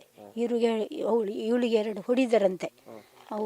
ಇವಳು ಹೇಳಿದಳಂತೆ ನನಗೆ ಅವರೇ ಬೇಕು ಅಂತ. ಅಲ್ಲಿ ಹೌದು, ಅಲ್ಲಿ ಸ್ಟೇಷನಲ್ಲಿ. ಅದು ನನಗೆ ಅವಳ ಅಣ್ಣ ಹೇಳಿದರು. ಹೀಗೆ ಹೇಳಿದ್ದ ಒಂದು ತಿಂಗಳದ್ದು ಮುಂಚೆ ಅವನನ್ನು ಕರ್ಕೊಂಡು ಬಂದು ಅವರಿಗೆ ಕಂಪ್ಲೇಂಟ್ ಮಾಡಿದ್ದೆ. ಮಕ್ಕಳು ನನಗೆ ಬೇಡ ನನ್ನ ಹೇಳ್ತಾ, ಅಮ್ಮ ಬೇಡ, ನನಗೆ ಹೆದರಿಕೆ ಆಗ್ತದೆ ಅಮ್ಮನ ಕೈಯಲ್ಲಿ ಹೇಳಿದ್ದ. ಮಕ್ಕಳು ಅವರು ಮಾವದ್ದರಲ್ಲ, ನಾನು ಸಾಕ್ತೇನೆ ಅಂತ ಹೇಳ್ತಾ.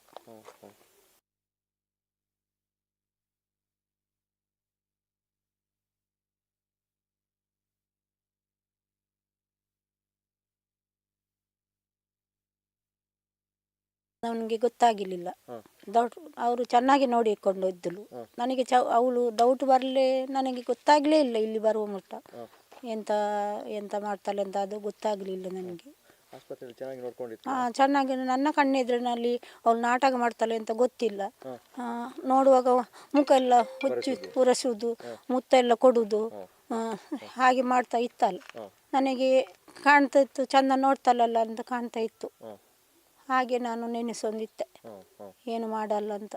ಹೇಗೆ ವಿಷ ಕೊಟ್ಟದ್ದಾ ಹೇಗೆ ಅಂತ ಎಂತ ಹೇಳ್ತಾರೆ ಅವರು, ನನಗೆ ಗೊತ್ತಿಲ್ಲ ಅದೆಂತ ಮದ್ದು ಕೊಡಲಿಕ್ಕೆ ಉಂಟು ಅಂತ. ಅದೆಂತ ಹೇಳಿ ಎಂತ ಟಿವಿನಲ್ಲಿ ಹಾಕ್ತಾರಲ್ಲ ಚೂರು ಚೂರು ಸ್ವಲ್ಪ ಸ್ವಲ್ಪ ಹಾಕ್ತಾರೆ ಎಂತನ ಅದೆಲ್ಲ ಹಾಕಿ ಕೊಟ್ಟಿದ್ರು ಅಂತ ಅವ್ರು ಹೇಳಿದ್ದಲ್ಲ ಅಂತ ಹೇಳಿದ್ರು. ಯಾವ ಆಸ್ಪತ್ರೆಗೆಲ್ಲ ಹೋಗಿದ್ರಿ ನೀವು? ನಾವು ಫಸ್ಟ್ನಲ್ಲಿ ಮಣಿಪಾಲ ಕ್ಯಾಂಪು ಕಾರ್ಕಳ ಅಲ್ಲೂ 1 ವಾರ ಇತ್ತ. ನಾನು ಸ್ವಲ್ಪ ಸ್ವಲ್ಪ ಹೇಳ್ತೇನೆ ಅಲ್ಲಿ ನೋಡಿ, ಅಲ್ಲಿ ಸ್ವಲ್ಪ ಸ್ವಲ್ಪ ಇತ್ತು, 1 ವಾರ ಇತ್ತ. 1 ವಾರದ ಮೇಲೆ ಹೇಳಿದರು ನೀವು ಮಣಿಪಾಲಗೆ ಹೋಗಿ, ಇಲ್ಲಿ ನರತ ಏನು ಪ್ರಾಬ್ಲಮ್ ಉಂಟು, ಇಲ್ಲಿ ಆಗೋದಿಲ್ಲ ಅಂತ ಹೇಳಿದರು. ಮತ್ತು ನಾವು ಮಣಿಪಾಲಗೆ ಹೋದ. ಮಣಿಪಾಲದಲ್ಲಿ ಹೇಳಿದರು ರಾತ್ರಿ ಅಲ್ಲಿ ಇತ್ತ. ಬೆಳಗತ್ರ ಹೇಳಿದರು ಇಲ್ಲಿ ನಿಮ್ಮ ಕಾಯಿಲೆಗೆ ಮದ್ದು ಇಲ್ಲಿ ಇಲ್ಲ, 3 ಲಕ್ಷ ಆಗ್ತದೆ ಒಂದು ದಿವಸಕ್ಕೆ. 1 ಇಂಜೆಕ್ಷನ್ಗೆ 3 ಲಕ್ಷ ಆಗ್ತದೆ. 5 ಇಂಜೆಕ್ಷನ್ ಬೇಕಾಗ್ತಾ ಇತ್ತು. 9 ಲಕ್ಷ ಆಗ್ಬೋದು ಇಂಜೆಕ್ಷನ್ಗೆ. ಮತ್ತು ಖರ್ಚು ಕೂಡ 20,000 ಮಟ್ಟ ಆಗ್ಬೋದು. ಎಲ್ಲಿಂದ ಮಾಡ್ತಾರೆ ಹೇಳಿದ್ರು ಅವರು.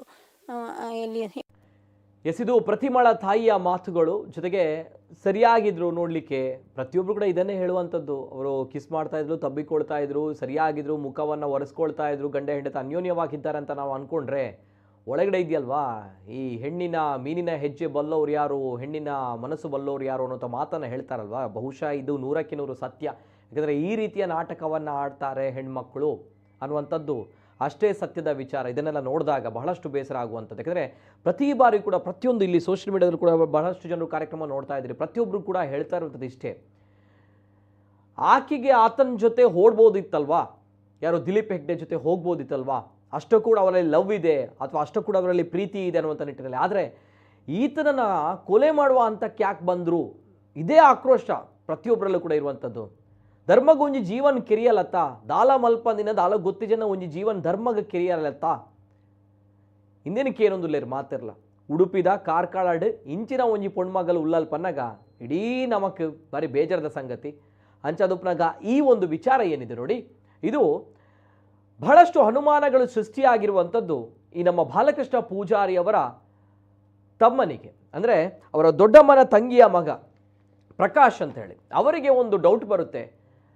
ಬಾಲಕೃಷ್ಣ ಪೂಜಾರಿ ಗಟ್ಟಿಮುಟ್ಟಾಗಿ ಸರಿಯಾಗಿದ್ದ ವ್ಯಕ್ತಿ ಹೇಗೆ ಏಕಾಏಕಿ ಈತ ಹಾಸಿಗೆ ಮೇಲೆ ಮಲಗ್ತಾನೆ, ಹೇಗೆ ಏಕಾಏಕಿ ಈಗ ಈತನ ಅನಾರೋಗ್ಯ ಆಗ್ತಾನೆ ಅಥವಾ ಆರೋಗ್ಯದಲ್ಲಿ ಏರುಪೇರಾಗುತ್ತೆ, ನರ ದೌರ್ಬಲ್ಯಗಳಾಗುತ್ತೆ, ಈತನ ಅಂಗಾಂಗಕ್ಕೆ ಸಮಸ್ಯೆಗಳಾಗುತ್ತೆ ಹೇಗೆ ಅನ್ನುವಂಥದ್ದು ಈ ಬಾಲಕೃಷ್ಣ ಪೂಜಾರಿಯವರ ತಮ್ಮನಿಗೆ ಅನುಮಾನ ಬರುತ್ತೆ. ಆತ ಹೋಗಿ ಪೊಲೀಸ್ನವರಿಗೆ ತಿಳಿಸ್ತಾನೆ ಈ ರೀತಿಯ ಪ್ರಕರಣ ಆಗಿರಬಹುದು, ಅನುಮಾನ ಇದೆ ಈ ಸಾವಿನ ಸುತ್ತ ಅನ್ನುವಂಥದ್ದು. ಸೊ ಹಾಗಿದ್ದಾಗ ಅವರು ಕೂಡ ಏನು ಹೇಳಿದರು ನೋಡ್ಕೊಂಬನ್ನಿ. ಮತ್ತೆ ಏನು ಹೇಳ್ತೀರಿ, ಏನಾಗಬೇಕು ಅಂತೇಳಿ ಹೇಳ್ತೀರಿ? ನಾವು ಬೆಳಿಗ್ಗೆ ಬಂದಿದ್ದೆವು ಅವರ ವಿಚಾರ ಕೇಳಿ. ಬೆಳಿಗ್ಗೆ ಬಂದು ನೋಡುವಾಗಲೇ ನಮಗೊಂದು ಸಂಶಯ ಇತ್ತು. ಅವರ ಒಂದು ಹೊತ್ತಿಗೆ ಒಂದು ಮಾತಾಡುವ ಒಂದು ಶೈಲಿಯಲ್ಲಿರ್ಬೋದು, ಅಲ್ಲಿಂದ ಎಲ್ಲ ಚಿತ್ರನ ನೋಡುವಾಗ ಕೂಡ ಎದ್ದು ಕಾಣಿಸ್ತಾ ಇತ್ತು ಮರ್ಡರ್ ಅಂತಲೇ.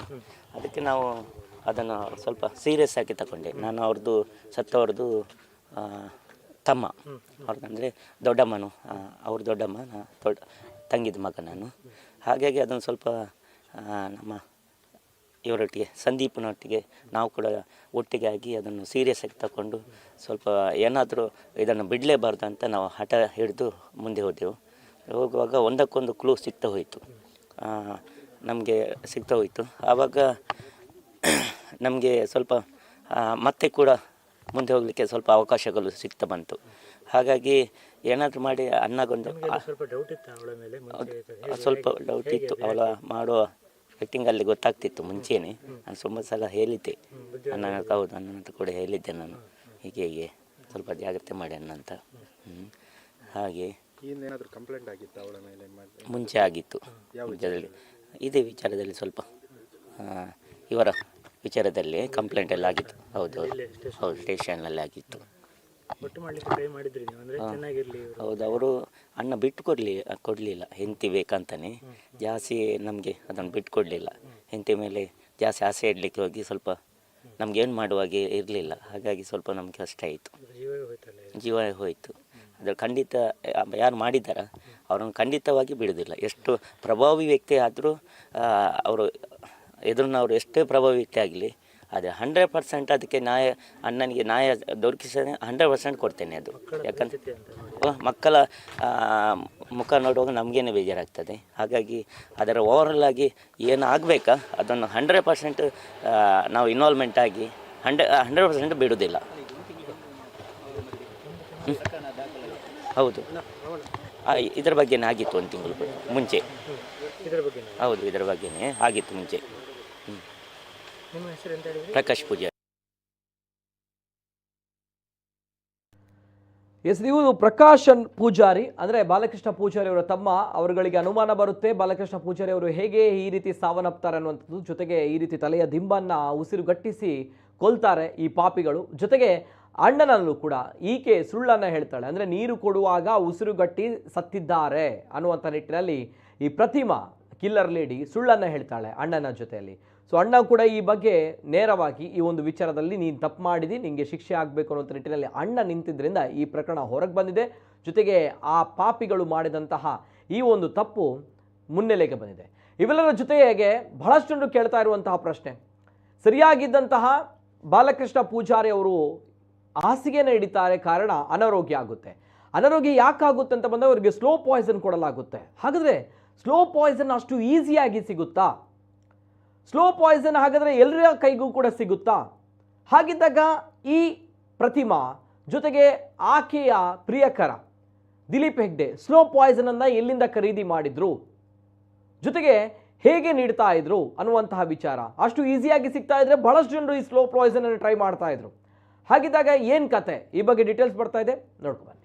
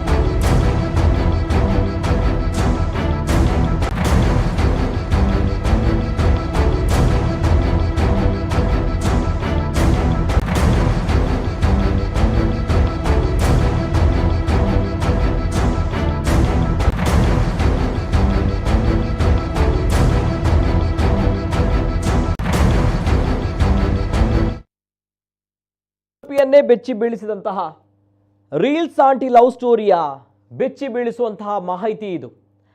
ಈ killer lady reels aunty love ಸ್ಟೋರಿಯಲ್ಲಿ ಸ್ಲೋ ಪಾಯ್ಸನ್ ಬಳಕೆಯಾಗುತ್ತೆ.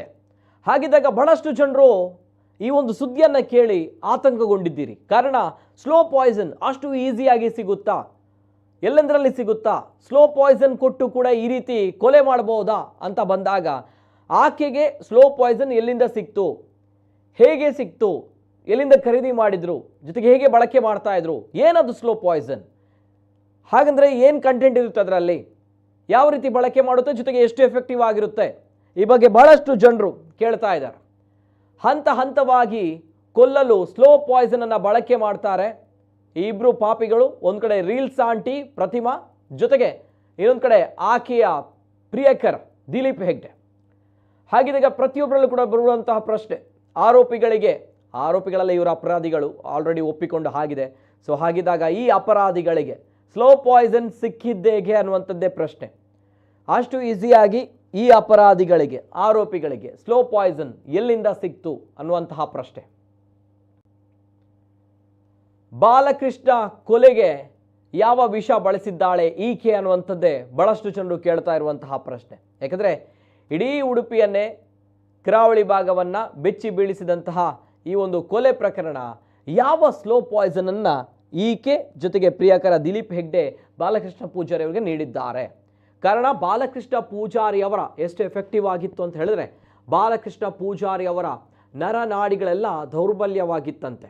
ಈ ಬಗ್ಗೆ ನೇರವಾಗಿ ಪೂಜಾರಿ ಅವರ ತಾಯಿ ಕೂಡ ಹೇಳ್ತಾರೆ. ಯಾಕೆಂದರೆ ಮಗನ ದೇಹಗಳು ಬಹಳಷ್ಟು ದೌರ್ಬಲ್ಯವಾಗಿತ್ತು, ಹಾಸಿಗೆಯಲ್ಲಿ ಮಲಗಿದ್ದಲ್ಲೇ ಇದ್ದ, ಊಟ ಮಾಡಲಿಕ್ಕೂ ಕೂಡ ಕಷ್ಟ ಆಗ್ತಾ ಇತ್ತು. ಜೊತೆಗೆ ಅವರ ತಮ್ಮ ಪ್ರಕಾಶ್ ಅವರು ಕೂಡ ಅದನ್ನೇ ಹೇಳ್ತಾ ಇರುವಂಥದ್ದು. ಅಂದರೆ ಅವರಿಗೆ ಅಂಗಾಂಗಗಳು ದೌರ್ಬಲ್ಯವಾಗ್ತಾ ಹೋಗ್ತಾ ಇತ್ತು. ಬೇರೆ ಬೇರೆ ಆಸ್ಪತ್ರೆಗಳಿಗೆ ನಾವು ದಾಖಲಿಸಿದ್ವಿ, ಮಣಿಪಾಲ್ ಆಸ್ಪತ್ರೆ ಸೇರಿ, ಉಡುಪಿಯ ಬೇರೆ ಬೇರೆ ಆಸ್ಪತ್ರೆಗಳು ಸೇರಿ, ಎಲ್ಲೂ ಕೂಡ ಗುಣಮುಖ ಆಗದಂತಹ ಸಂದರ್ಭ ನಾವುಗಳು ಬೆಂಗಳೂರಿಗೆ ಕರೆದುಕೊಂಡು ಹೋದ್ವಿ. ಬೆಂಗಳೂರು ಆಸ್ಪತ್ರೆಯಲ್ಲೂ ಕೂಡ ಚಿಕಿತ್ಸೆ ಕೊಡಿಸಿದ್ವಿ, ಆದರೂ ಕೂಡ ರಿಕವರ್ ಆಗ್ತಾ ಇರಲಿಲ್ಲ ಅಂತ ಬಂದಾಗ, ಏನು ಕಾರಣ ಅಂತ ಬಂದಾಗ ಸ್ಲೋ ಪಾಯ್ಸನ್ ನೀಡಿದ್ದಾಳೆ ಅನ್ನುವಂಥ ವಿಚಾರ ಗೊತ್ತಾಗಿರುವಂಥದ್ದು ಆಕೆ ಅಣ್ಣನ ಜೊತೆ ಮಾತಾಡಿದಾಗ ಮಾತ್ರ ಅಲ್ಲ, ಪೊಲೀಸರ ಮುಂದೆ ಸ್ವತಃ ಆಕೆ ಒಪ್ಕೊಳ್ತಾಳೆ. ನಾವುಗಳು ಸ್ಲೋ ಪಾಯ್ಸನ್ ಕೊಟ್ಟಿದ್ದೀವಿ, ಸ್ಲೋ ಪಾಯ್ಸನನ್ನು ಊಟದಲ್ಲಿ ಬೆರೆಸಿ ಸ್ಲೋ ಪಾಯ್ಸನನ್ನು ನಾವು ಕೊಟ್ಟಿದ್ದೀವಿ ಅನ್ನುವಂಥ ನಿಟ್ಟಿನಲ್ಲಿ ಪೊಲೀಸರ ಮುಂದೆಯೇ ಈ ಕಿಲ್ಲರ್ ಲೇಡಿ ರೀಲ್ಸ್ ಆಂಟಿ ಪ್ರತಿಮಾ ತನ್ನ ತಪ್ಪನ್ನು ಒಪ್ಪಿಕೊಳ್ತಾಳೆ. ಗಂಡನಿಗೆ ಪ್ರತಿನಿತ್ಯ ಊಟ ಮಾಡುವಾಗ ಸ್ವಲ್ಪ ವಿಷವನ್ನು ಬೆರೆಸಿ, ಸ್ಲೋ ಪಾಯ್ಸನನ್ನು ಬೆರೆಸಿ ನಾವು ಕೊಡ್ತಾ ಇದ್ವಿ, ಹಾಗೆ ಆತ ಸಾವನ್ನಪ್ಪಿದ್ದಾನೆ. ಆದರೆ ಇಲ್ಲ, ಆ ಸಂದರ್ಭ ಸಾವನ್ನಪ್ಪಲ್ಲ, ಆದರೂ ಕೂಡ ಆತ ಉಸಿರಾಡ್ತಾ ಇರ್ತಾನೆ, ಸಾಯಲ್ಲ. ಕೊನೆಯದಾಗಿ ನಾವುಗಳು ಸೇರಿಕೊಂಡು ತಲೆದಿಂಬನ್ನು ಬಳಸಿ ಉಸಿರುಗಟ್ಟಿಸಿ ಕೊಂದು ಬಿಟ್ವಿ ಅನ್ನುವಂಥ ನಿಟ್ಟಿನಲ್ಲಿ ಸ್ವತಃ ಆಕೆ ಒಪ್ಪಿಕೊಳ್ತಾಳೆ. ಪೊಲೀಸರ ಮುಂದೆ ಮಾಹಿತಿಯನ್ನು ಹೇಳ್ತಾಳೆ ಅಂತ ಬಂದಾಗ ಪಕ್ಕಾ ಶಿ ಈಸ್ ಲೈಕ್ ಆರೋಪಿ ಅಲ್ಲ, ಅಪರಾಧಿ, ಅವಳು ಅಪರಾಧಿಯೇ ಆಗ್ತಾಳೆ ಅಲ್ವಾ. ಹೀಗೆ ಪೊಲೀಸರ ಮುಂದೆ ತಪ್ಪನ್ನು ಒಪ್ಪಿಕೊಳ್ತಾಳೆ ಕಿಲ್ಲರ್ ಲೇಡಿ ಪ್ರತಿಮಾ. ಇಲ್ಲಿ ಬರುವಂಥ ಪ್ರಶ್ನೆ, ಈ ಸ್ಲೋ ಪಾಯ್ಸನ್ ಎಲ್ಲಿಂದ ಸಿಕ್ತು ಇವರುಗಳಿಗೆ, ಜೊತೆಗೆ ಎಷ್ಟು ಎಫೆಕ್ಟಿವ್ ಆಗಿತ್ತು ಈ ಸ್ಲೋ ಪಾಯ್ಸನ್, ಜೊತೆಗೆ ಏನನ್ನು ಬಳಸಿದ್ಲು ಸ್ಲೋ ಪಾಯ್ಸನ್ ಅಂತ ಬಂದಾಗ. ಎಸ್, ಈ ಬಗ್ಗೆ ಮಾಹಿತಿ ಇನ್ನೇನು ಮರಣೋತ್ತರ ಪರೀಕ್ಷೆಯಲ್ಲಿ, ಪೋಸ್ಟ್ ಮಾರ್ಟಮ್ ಅಲ್ಲೇ ಬರಲಿಕ್ಕೆ ಸಾಧ್ಯ. ಮರಣೋತ್ತರ ಪರೀಕ್ಷೆಯ ರಿಪೋರ್ಟ್ ಬಂದ ಬಳಿಕವಷ್ಟೇ ಯಾವ ಸ್ಲೋ ಪಾಯ್ಸನನ್ನು ಈಕೆ ಬಳಕೆ ಮಾಡಿದ್ದಾಳೆ, ಜೊತೆಗೆ ಎಷ್ಟು ಎಫೆಕ್ಟಿವ್ ಆಗಿದೆ ಆ ಸ್ಲೋ ಪಾಯ್ಸನ್, ಜೊತೆಗೆ ಎಲ್ಲಿಂದ ಬೈ ಮಾಡ್ತಾ ಇದ್ಲು ಇವಳು ಅನ್ನುವಂತಹ ನಿಟ್ಟಿನಲ್ಲಿ ಮರಣೋತ್ತರ ಪರೀಕ್ಷೆಯ ಬಳಿಕವಷ್ಟೇ ಈ ಒಂದು ವಿಚಾರದ ಬಗ್ಗೆ ಸಮಗ್ರವಾಗಿರುವಂತಹ ಮಾಹಿತಿ ಸಿಗಲಿಕ್ಕಿದೆ. ಇದು ಪೊಲೀಸರ ಮುಂದೆ ಕಿಲ್ಲರ್ ಲೇಡಿ ರೀಲ್ಸ್ ಆಂಟಿ ಒಪ್ಪಿಕೊಂಡಿರುವಂತಹ ಸತ್ಯ. ಸ್ಲೋ ಪಾಯ್ಸನನ್ನು ನೀಡಿ ತಲೆದಿಂಬನ್ನು ಒತ್ತಿ ಇಟ್ಟು ಉಸಿರುಗಟ್ಟಿಸಿ ಅಮಾಯಕ ಗಂಡನನ್ನು ಕೊಂದಂತಹ ಪಾಪಿ ಪ್ರತಿಮಾ.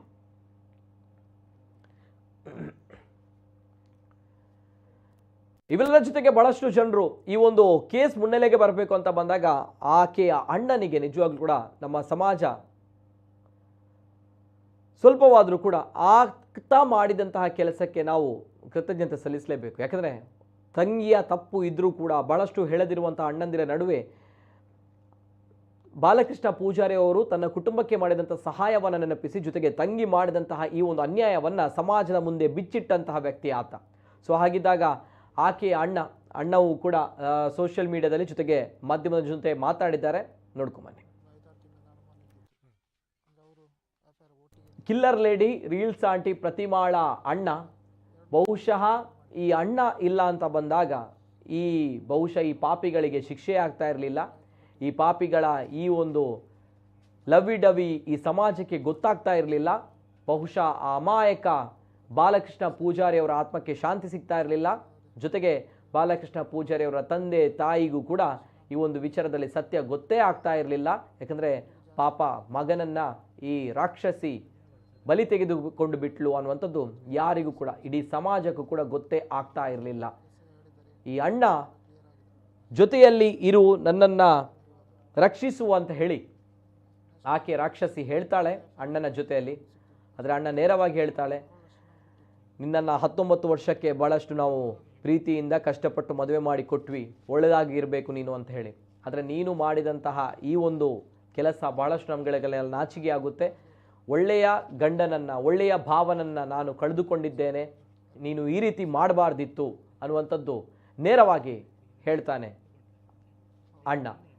ನಿನಗೆ ಅಷ್ಟೂ ಕೂಡ ಇದ್ರೂ ಹೋಗ್ಬೋದಿತ್ತು, ನಿನ್ನ ಭವಿಷ್ಯವನ್ನು ನೀನು ನೋಡ್ಕೊಳ್ಬೋದಿತ್ತು. ಆದರೆ ಭಾವನನ್ನು ಕೊಲೆ ಮಾಡುವಂತಹ ಪರಿಸ್ಥಿತಿ, ಆ ಹಕ್ಕು ನಿನಗಿಲ್ಲ, ನೀನು ಮಾಡಿದ್ದು ತಪ್ಪು. ಒಂದು ವೇಳೆ ಅಲ್ಲಿ ಮಕ್ಕಳನ್ನು ಕೂಡ ನೀನು ಬಿಡ್ತಾ ಇರಲಿಲ್ಲ, 2 ಮಕ್ಕಳಿದ್ದಾರೆ, ಆ ಮಕ್ಕಳನ್ನು ಕೂಡ ನೀನು ಬಿಡ್ತಾ ಇರಲಿಲ್ಲ.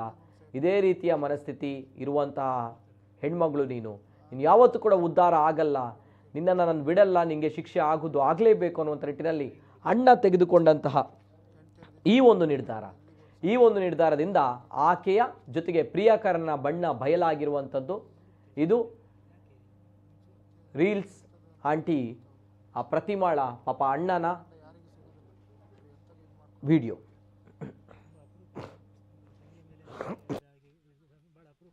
ತಂಗಿಗೂ ಶಿಕ್ಷೆ ಆಗಬೇಕು, ಅವನಿಗೂ ಶಿಕ್ಷೆ ಆಗಬೇಕು. ನಮ್ದು ಒಂದೇ ಅವರು ದುಡ್ಡು ಈಗ ಎಲ್ಲ ನನಗೆ ಇದು ಫೋನ್ ಬರ್ತಾ ಉಂಟು, 10 ಲಕ್ಷ ಕೊಡ್ತೀನಿ 20 ಲಕ್ಷ ಕೊಡ್ತೀನಿ ಅಂತ ಎಲ್ಲ ಕಾಲ್ ಹೋಗ್ತಾ ಉಂಟು. ಆದರೆ ಆ ಥರ ಒಂದು ನೋಡಿ ನೀವು ಇಬ್ಬರಿಗೂ ಶಿಕ್ಷೆ ಆಗಿದೆ. ಎಸ್, ಪ್ರತಿಮಾಳ ಅಣ್ಣ ಕೂಡ ಹೇಳುವ ರೀತಿಯಲ್ಲಿ ಅಣ್ಣನ ಜೊತೆ ಹೇಳಿದ್ದು ಇದೇ ರೀತಿ. ಅಂದರೆ ನೀರು ಕೊಡುವಾಗ ಉಸಿರುಗಟ್ಟಿ ಸಾವನ್ನಪ್ತಾರೆ ಅನ್ನುವಂಥದ್ದು. ಅಂದರೆ ಎಲ್ಲವೂ ಕೂಡ ಸುಳ್ಳು. ಕೊನೆಯದಾಗಿ ತನ್ನನ್ನು ರಕ್ಷಿಸು ಅಂತ ಹೇಳಿ ಎಲ್ಲ ಸತ್ಯವನ್ನು ಹೇಳ್ತಾಳೆ. ಆದರೆ ಅಣ್ಣನಿಂದ ಈ ಒಂದು ವಿಷಯ ಸಮಾಜಕ್ಕೆ ಗೊತ್ತಾಗುತ್ತೆ. ಜೊತೆಗೆ ಇದೀಗ ಪೊಲೀಸರ ಅತಿಥಿಯಾಗಿದ್ದಾಳೆ ರೀಲ್ಸ್ ರಾಣಿ ಪ್ರತಿಮಾ, ಜೊತೆಗೆ ಆತ ದಿಲೀಪ್ ಹೆಗ್ಡೆ. ಸೊ ಹಾಗಿದ್ದಾಗ ಈ ಒಂದು ಪ್ರಕರಣವನ್ನು ನೋಡಿದಾಗ ಬಹಳಷ್ಟು ಬೇಸರ. ಯಾಕೆಂದರೆ ನಾನು ಆಗಲೇ ಹೇಳಿದಾಗೆ ಈ ಸೋಷಿಯಲ್ ಮೀಡಿಯಾಗಳು ಮನುಷ್ಯನ ಜೀವನದಲ್ಲಿ ಯಾವ ಹಂತಕ್ಕೆ ಬಂದು ತಲುಪಿದೆ ಅನ್ನುವಂಥದ್ದು, ಈ ಲೈಕ್ಸ್ಗಳು, ಈ ರೀಲ್ಸ್ಗಳು ಅಥವಾ ಈ ಒಂದು ಪ್ರಚಾರಗಳು ಮನುಷ್ಯನ ಸಂಬಂಧವನ್ನು, ತಂದೆ ತಾಯಿ ಆಗಿರ್ಬೋದು, ಮಕ್ಕಳಾಗಿರ್ಬೋದು. ಯಾಕಂದರೆ ಇಲ್ಲಿ ಗಂಡನನ್ನು ಕೊಂದಂಥ ಹೆಂಡತಿ, ಅದೇ ರೀತಿ ನಾನು ರಾಮನಗರದಲ್ಲಿ ಹೇಳಿದಾಗೆ ಒಂದು ಯುವಕನ ಜೊತೆ ಲವ್ ಅಫೇರ್ ಇರುತ್ತೆ, ಆ ಮಕ್ಕಳನ್ನು ಉಸಿರುಗಟ್ಟಿಸಿ ಕೊಲ್ತಾಳೆ ತಾಯಿ. ಅದೇ ರೀತಿ ಬೆಂಗಳೂರಿನಲ್ಲೂ ಕೂಡ ಇದೇ ರೀತಿ ಆಗಿರುವಂಥದ್ದು. ಮದುವೆ ಆಗಿರುವಂಥ ಹೆಣ್ಮಗಳು ಯುವಕನಾಗಿದ್ದಂಥ ಒಬ್ಬ ಹುಡುಗನ ಜೊತೆ ಲವ್ ಅಫೇರ್ ಇರುತ್ತೆ, ಅಲ್ಲೂ ಕೂಡ ಇದೇ ರೀತಿ ಆ ಹೆಣ್ಮಗಳು ಓಡಿ ಹೋಗ್ತಾಳೆ, ಆಕೆ ಆ ಮಕ್ಕಳನ್ನು ಕೊಂದು ಹಾಕ್ತಾಳೆ. ಸೊ ಇಂತಹ ಘಟನೆಗಳು ದಿನನಿತ್ಯ ನಡೀತಾ ಇದೆ. ಇವೆಲ್ಲದರ ಜೊತೆಗೆ ಈ ಸೋಷಿಯಲ್ ಮೀಡಿಯಾ ಅನ್ನುವಂಥದ್ದು ಆಧುನಿಕತೆಯ ವಿಚಾರದಲ್ಲಿ ಮನುಷ್ಯನ ಆತ್ಮಸ್ಥೈರ್ಯ ಆಗಿರ್ಬೋದು, ಆತ್ಮವಿಶ್ವಾಸ ಆಗಿರ್ಬೋದು, ಜೊತೆಗೆ ಆತನ ಸಂಬಂಧಗಳು ಎಲ್ಲವೂ ಕೂಡ ಬೆಲೆ ಇಲ್ಲದಂತಹ ರೀತಿಯಲ್ಲಿ ಆಗ್ತಾ ಇದೆ ಇತ್ತೀಚಿನ ದಿನಗಳಲ್ಲಿ. ಯಾಕೆ ಹೀಗಾಗ್ತಾ ಇದೆ, ಇದಕ್ಕೆಲ್ಲ ಕೊನೆ ಏನು ಅನ್ನುವಂಥದ್ದು ಗೊತ್ತಿಲ್ಲ. ಆದರೆ ಇಂತಹ ಮನಸ್ಥಿತಿ ಯಾರಲ್ಲೂ ಕೂಡ ಇರಬಾರ್ದು. ಆಕೆಗೆ ಅಷ್ಟಕ್ಕೂ ಕೂಡ ಬದುಕಬೇಕು, ಅಥವಾ ಏನೋ ಒಂದು ವಿಕೃತ ಮನಸ್ಥಿತಿ ಇದೆ ಒಂದೊಂದು ಮಾತು ಹೇಳ್ತಾರೆ. ಇಲ್ಲಿ ವಿಚಾರಗಳು ಗಮನಿಸಿದಾಗ ಬಾಲಕೃಷ್ಣ ಪೂಜಾರಿ ಅವರಿಗೆ 45 ವರ್ಷ ಪ್ರಾಯ, ಜೊತೆಗೆ ಈಕೆಗೆ 38 ವರ್ಷ ಆಗಿತ್ತು, ಜೊತೆಗೆ ಆತ ಇದ್ದಾನಲ್ವಾ ಆತನಿಗೆ 28 ವರ್ಷ ಆಗಿತ್ತು. ಸೊ ಇಲ್ಲಿ 8 ವರ್ಷಗಳ ಡಿಫ್ರೆನ್ಸ್ ಇದೆ ಇಬ್ಬರಲ್ಲೂ ಕೂಡ. ಅಂದರೆ ಈಕೆಗೆ 26, 27 ಆಗಿರ್ಬೋದು, 8 ವರ್ಷಗಳ ಡಿಫ್ರೆನ್ಸ್ ಇದೆ. ಜೊತೆಗೆ ಇಲ್ಲಿ ಬಾಲಕೃಷ್ಣ ಪೂಜಾರಿಗೆ 45 ವರ್ಷಗಳು ಆಗಿತ್ತು. ಸೊ ಹಾಗಿದ್ದಾಗ ಈ ಎಲ್ಲ ವಿಚಾರಗಳನ್ನು ನಾವು ನೋಡಿದಾಗ ಇಲ್ಲಿ ಬೇರೆ ಬೇರೆ ಪ್ರಕರಣಗಳು ಕೂಡ ಸೋಷಿಯಲ್ ಮೀಡಿಯಾದಲ್ಲಿ ನಡೀತಾ ಇರುವಂಥದ್ದು. ಈ ರೀಲ್ಸ್ಗಳನ್ನು ನೋಡಿ ಯುವಕರು, ಜೊತೆಗೆ ಈ ಮಹಿಳೆಯರು ಆಕರ್ಷಿತರಾಗಿ ಇಂತಹ ಘಟನೆಗಳು ನಡೀತಾ ಇರುವಂಥದ್ದು. ಇವೆಲ್ಲದರ ಜೊತೆಗೆ ಪ್ರತಿಯೊಬ್ಬ ಯುವಕರು, ಪ್ರತಿಯೊಬ್ಬರು ಕೂಡ ಸದ್ಯ ಚರ್ಚೆ ಮಾಡ್ತಾ ಇರುವಂಥದ್ದು, ಮದುವೆ ಆಗದಿದ್ರೂ ಕೂಡ ಪರವಾಗಿಲ್ಲ, ಆದರೆ ಇಂಥ ಹುಡುಗಿ ಬೇಡ, ಇಂಥ ಹೆಂಡತಿ ಯಾರಿಗೂ ಕೂಡ ಸಿಗಬಾರ್ದು. ಮದುವೆ ಆಯ್ಜಿನ ಮಲ್ಲೆಜ್ಜಿ ಅಂಡ ಇಂಚಿನ ಪೊಣ್ಣು ಏರೆಗ್ಲ ತಿಕ್ಕೆರಬಲ್ಲಿ, ಇಂಚಿನ ಬೊಡದಿ ಏರೆಗ್ಲ ತಿಕ್ಕೆರಬಲ್ಲಿ ಪಂಡು ಸದ್ಯ ನಮ್ಮ ಕುಡ್ಲದ ಕುಲು ಆಯಿತು, ಒಟ್ಟಿಗೆ ನಮ್ಮ ತುಳುನಾಡದ ಕುಲು, ಜೊತೆಗೆ ನಮ್ಮ ಈ ಸುದ್ದಿಯನ್ನು ನೋಡಿದಂತಹ ಪ್ರತಿಯೊಬ್ಬರು ಯುವಕರು ಹೇಳ್ತಾ ಇರುವಂಥದ್ದು. ಯಾಕಂದರೆ ಈ ಆಧುನಿಕತೆಯ ಯುಗದಲ್ಲಿ ಹಣ, ಆಸ್ತಿ, ಸಂಪತ್ತು, ಶ್ರೀಮಂತಿಕೆ ಎಲ್ಲವನ್ನು ಕೂಡ ಬಲಿ ಕೊಡ್ತಾ ಇದೆ. ಅಂಥದ್ದೇ ಘಟನೆ ಇದು. ಮಾನವೀಯತೆ, ಮನುಷ್ಯತ್ವ ಉಳಿಸಿಕೊಳ್ಳಿ. ಜೊತೆಗೆ ಈ ಒಂದು ಅಮಾಯಕನಾಗಿರುವಂತಹ ಬಾಲಕೃಷ್ಣ ಪೂಜಾರಿ ಅವರ ಆತ್ಮಕ್ಕೆ ಶಾಂತಿ ಸಿಗಲಿ ಅನ್ನೋದು ನಾವು ಕೇಳ್ತಾ ಇರುವಂಥದ್ದು. ಜೊತೆಗೆ ಪಾಪ ಮಕ್ಕಳು, 2 ಮಕ್ಕಳು ಏನು ಪಾಪ ಮಾಡಿದ್ದಾರೆ ಗೊತ್ತಿಲ್ಲ ಪಾಪ. ಇನ್ನು ಸಮಾಜ, ಜೊತೆಗೆ ಸಮಾಜ ನೋಡ್ತಾ ಇರುವಂತಹ ದೃಷ್ಟಿಕೋನ ಅದು ಯಾವುದು ಕೂಡ ಅವರ ಮನಸ್ಥಿತಿಗೆ ಬಾರದೇ ಇರಲಿ, ಅವರಿಗೆ ಯಾವುದೇ ರೀತಿಯ ಸಮಸ್ಯೆಗಳು ಆಗದೇ ಇರಲಿ. ಆ ಮಕ್ಕಳು ಸ್ವಚ್ಛಂದವಾಗಿ ಬೆಳೀಲಿ, ಆರಾಮವಾಗಿ ಅವರ ಭವಿಷ್ಯ ರೂಪಿಸಿಕೊಳ್ಳಿ. ಇದೇ ನಾವು ಕೋಡ್ತಾ ಇರುವಂಥದ್ದು. ಆದರೆ ಈ ಪಾಪಿಗಳಿಗೆ Dileep Hegde at the same time ಈ ರಾಕ್ಷಸಿ ಪ್ರತಿಮಾ ಇವರಿಗೆ ತಕ್ಕ ಶಿಕ್ಷೆ ಆಗಲೇಬೇಕು, ಕಾನೂನಿನಲ್ಲಿ ತಕ್ಕ ಶಿಕ್ಷೆ ಇವರಿಗೆ ಸಿಗಲಿ ಅಂತ ಹೇಳ್ತಾ ಇದು ಇವತ್ತಿನ ವಿಶೇಷ. ನಿರಂತರ ಸುದ್ದಿ ಹಾಗೂ ಮನೋರಂಜನೆಗಾಗಿ ನೋಡ್ತಾ ಇರಿ ನಮ್ಮ ಕುಳ್ಳ ನ್ಯೂಸ್ 24/7.